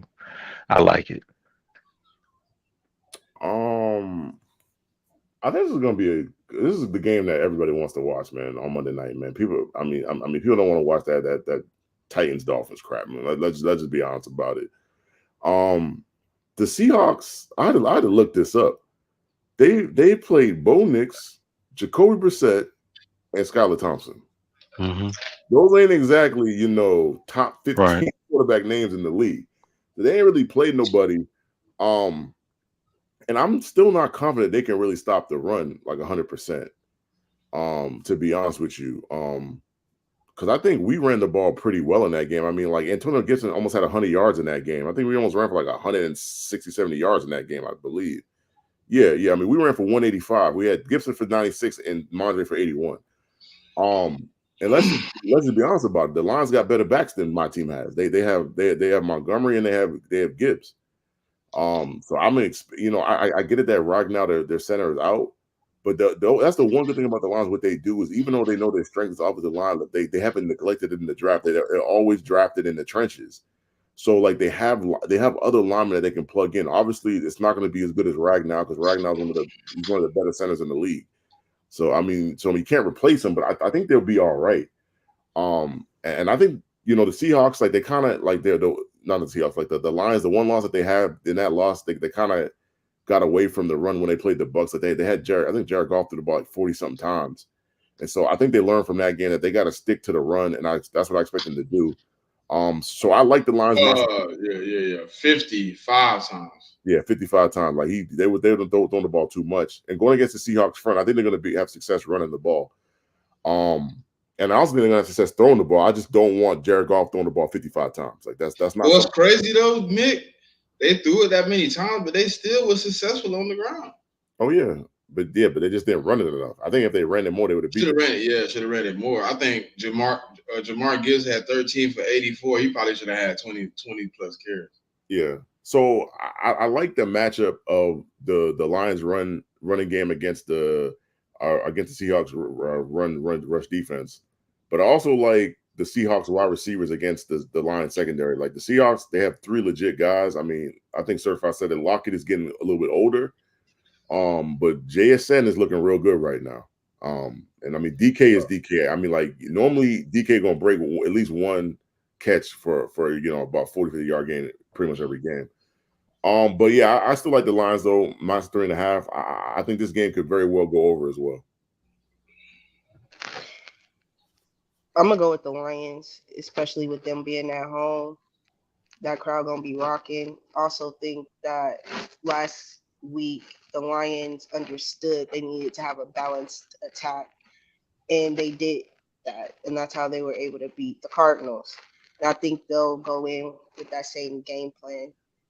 Ragnow is a loss, but I still think that that's a solid line that they have. In Jahmyr Gibbs being able to come out the backfield, like that's a dynamic player right there at the running back position. I will say, um, I don't know what's going on with JMO, but if JMO can get it going in this game, I think he'll be a solid second option. And that's only if Laporta happens to not play, because I think Laporta has been coming into his own this last couple of games as well. Um, I just don't believe in Geno Smith. That's really what it is. I don't. And so I'm going with the better team in this, which I think is the Lions.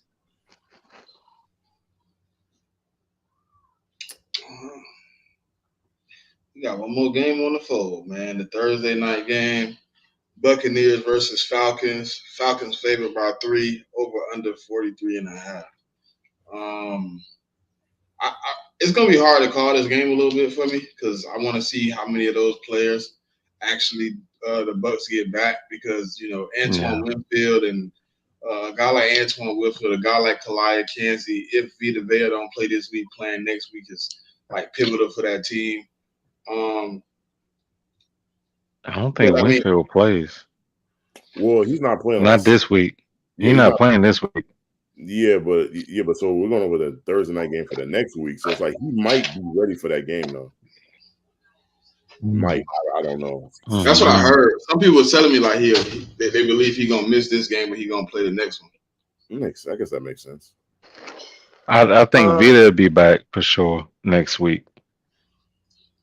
Yeah, I mean, like games like this, it's hard to call, but we ain't even really gone through the games. One thing I can say is the Falcons are very fortunate to get 2 back-to-back home divisional games. That's against the 2 better division teams, like teams in that division.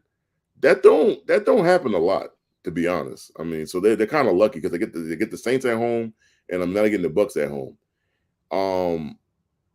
Like I said, it's hard to call these games because they're so far in advance. I think it's going to be a more of a defensive game, so I'm trending towards the under right now in this game. I do like if the Bucks get all their guys back, I would like the Bucks to win, but if they don't, then I like the fight. It just depends on like the injury report to me. I think it's a closely fought game. So yeah, that's how I'm leaning right now. The Bucks pretty banged up, man. Smitty been showing me the injury report all week. I think it's just a matter of health at this point. Like who plays this week and recovers, because we expect most of those impact players that we had just named to play next week. So like you said, we still got to see Sunday, who plays and makes it out, you know, um, makes it out healthy enough to play next week. If Tampa Bay people are there, they're gonna win this game. Yeah, I'm gonna agree with what's been said so far. Having 2 divisional games like 4 or 5 days apart, that's tough. Them being at home makes it better, but that's still tough having back-to-back divisional games, especially in that short time span. I really don't know at this moment who will be the better team going into it. I just think the healthier team will probably win. Right now, it's the Falcons, because the Buccaneers do have some key defensive losses right now. So I'll just slightly lean for the Falcons, mostly because they're at home and they're the healthier team.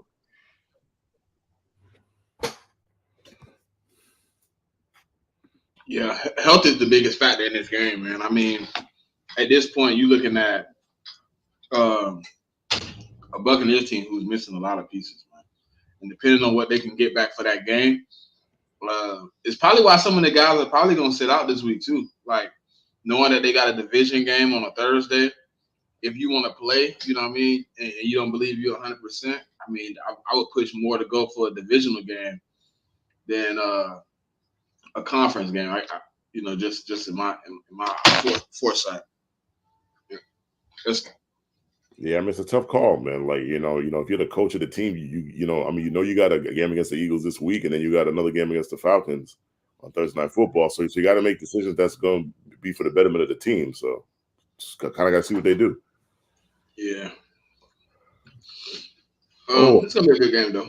Oh, I mean, but I do have a score update. I mean, for all the people that say that Kentucky is dog shit, Kentucky's beating Ole Miss at the half right now, 10-7. So, interesting. Oh, they up? Kentucky's beating Ole Miss right now. The game's in Ole Miss, and they're beating Ole Miss to 10-7. I said that was one of the games I wanted to watch, and they said the same thing to me. Mick, Yeah, so. yeah. I mean, Kentucky's dog shit. I mean, Kentucky, I mean, they played UGA tough, 13-12, but Georgia and Kentucky's dog shit. Okay. I mean, but that's the thing. Like, people that don't watch college football don't understand that Kentucky got a good D line. They really do. I mean, offensively, it's questionable, but the defense is good. I didn't hear y'all. What did y'all say about the USC Wisconsin joint? That game don't come on until 3:30, I think. Is it 3? Did No, y'all? actually, that might. Yeah. Actually, it's. Did y'all review that game? Yeah. Yeah. And so, what's your thoughts on that again? Because I don't remember that one. I mean, I don't love the 14.5. It's a lot of points. I don't love that, but I do think USC will win. Yeah. Okay. Oh, it's in California. Okay. And Wisconsin got a new quarterback coming in. It's gonna be a little hard for him too. Yeah. And I feel like USC gonna play much better than they played last week. I mean, last week when they lost to Michigan. Hey man, how y'all feel about Buddy from UNLV saying the price of the brick going up, and if not, I'm a red shirt. Oh, listen, I don't know because they also had a running back who decided to redshirt as well. Um, I don't know. So that decision is on the players now. You get the opportunity to just say you want a red shirt. You can redshirt as long as you don't play 4 games. That's I mean that's NCAA. But I always thought that was like the coach decision. I ain't never know it was a player decision. You can decide that you don't want to play no more, and you can redshirt. So it's not always the coach's decision. Like in this situation, I tell the kids, man, like if you getting a deal, you got it. Like this shit will happen in like verbal. Like he got the verbal thing from the assistant coach, man.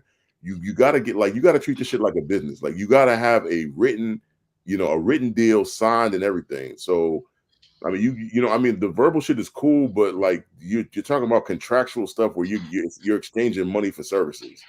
So you got to have a written contract, man. And if you don't, it's going to be tough. It's going to be tough when you go to court and you try to sue them for the $100K and you don't have no written you only got a verbal agreement, and you don't even have a verbal agreement from the coach. It was from the assistant coach, and the head coach is saying, well, I'm the only one that can agree to these deals.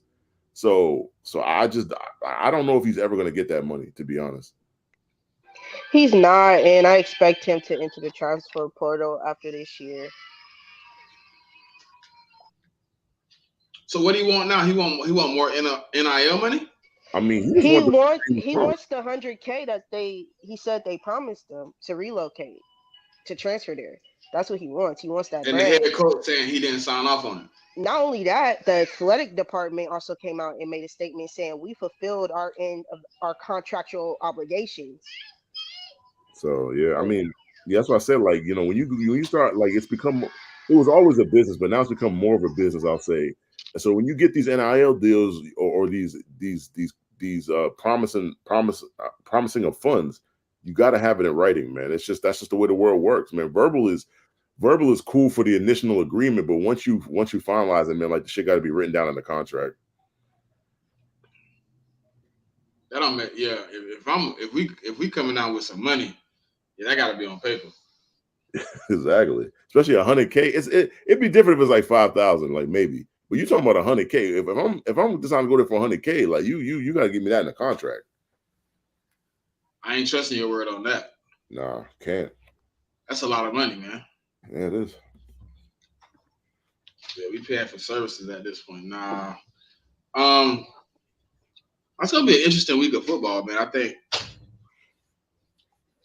it's gonna get more interesting as we go along. But do you think kids are gonna be doing that though? The price of the brick going up, like they come play for you for a year, they ball out, tell you, hey, look, I need more NIL money. I mean, as long as you don't sign a contract saying that you're not gonna ask for no more, you could definitely do that. I don't see why you can't. Yeah, because I haven't seen it yet, but I gotta believe, a guy come in, maybe win a few awards, maybe lead the conference in some type of yardage. He comes to you like, hey, look, I know you paid me as a, maybe a 3-star, but I came here to perform like a 5-star. Price went up. I mean, you got to look at the wide receiver from Alabama. What's it like the Williams kid? Like Ryan Williams. He a freshman, so the year he's having. If he continue this year, when he come back next year, they're gonna have to give him more money. He's just not gonna be content with the money that they offered him when he came there as a freshman. That cat. I mean, he gonna get to make a good amount of money before he turns 25. Yeah, I mean that dude's a star in the making right now. So, I mean, 25, he'll be making some good bread. But yeah, he doing good. The college aspect now is so interesting, man. It's getting to the point where like you don't know how things are gonna work out for your team because the transfer portal is so free.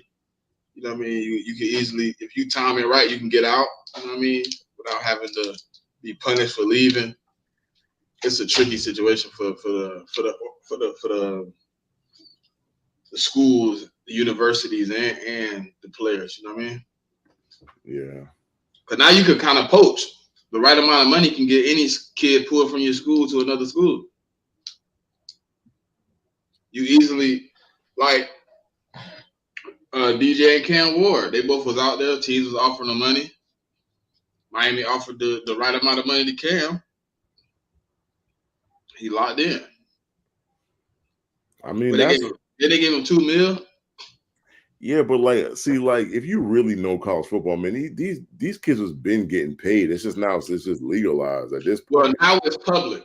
Yeah, it's public. Well, some of it. I'm pretty sure they're still getting cash handshakes and all that kind of stuff. I'm pretty sure they're still doing that kind of stuff. But yeah, man, these dudes, like especially the stars, man, they've always been getting paid, man. So, or I should say, compensated. However you want to, say, use the word compensated, whether that's money wise or cars or houses. They was getting benefits, regardless. But I mean, it's the time and the age, man. Like they wasn't legally getting paid for a while. I don't mind the kids getting paid. I don't mind it at all. Like they for what they do, they're risking their bodies week in and week out. I mean, like they deserve that money. Hey, BYU putting Baylor on the hub. Yeah, Baylor ain't got no defense, man. God, it's 31-14. Good, jeez. Yeah, Baylor's defense is really bad. I mean, Navy is putting freaking UAB on the hub. It's 27-3. I was just turning to that game too. Boy, thank you for putting them boys on the hub. Yeah, I'm ready for some good weeks of college football like we've been having though. I kind of enjoy it. That Ole Miss game kind of good. UAB putting USF on the hub though. Oh, for real? Yeah. I think it was like 27-7 when I turned 23-7, something like that. Yeah, that's crazy. Yeah, I mean, like this is going to be a good day of college football. Like there's definitely good matchups. Like you got the Kentucky Ole Miss game, and you got the Louisville Notre Dame game. I mean OU Auburn. Some people think that's going to be a good game. Yeah, I mean like Colorado UCF. I mean every time slot has good games in it. So that I mean like that's all you want as a football fan. So. But man, we at the 2 hour and 44-minute mark, man. I got some ripping running to do because I want to make sure I got all my Knicks and my Knacks for this late game. Yeah, pretty Some much. meatballs, some dip. You know what I mean? Have me a good little sit back, some brewskis. Man, I'm in the house 6:30 till I have to go to sleep tonight, man. So what y'all got for the people, man? We what we got for the people? Y'all trying to do anything tomorrow, maybe? I mean, we might do a watch party, maybe. I mean, we might be able to do a watch party tonight too, maybe possibly for the Bama Georgia game. Maybe for one of the games during the day. And we got a UFC joint tonight. Yeah. Yeah, I think so. First card. We can watch party that too now. Yeah. Yeah, I'm gonna have a couple screens up. So yeah, we can watch party whatever, however you want to do it. But yeah, I mean, first and foremost, man, I mean, thanks for the people that tune in, man. Like and subscribe on not just on Twitter, but on like the YouTube side as well. I mean, like, we appreciate it because I mean, without you, man, I mean, like, we wouldn't be doing this show. So yeah, man, shout out to y'all, man. It's 166 of y'all in the building. If you're on the Twitter side, man, if you could come to the YouTube side, click the like, comment, subscribe, ding the bell so you don't miss none of this good content we put out every week, man. You know what I'm saying? It'll come right to your phone. You ain't even got to put the work here. It come right up on the phone. Oop, hey, the CheckDown live. You can tune right in with us, man, every week. So yeah. But man, I guess we gonna get up out of here. Let everybody get themselves together, man. Appreciate y'all for coming out. Until next time, y'all know what it is.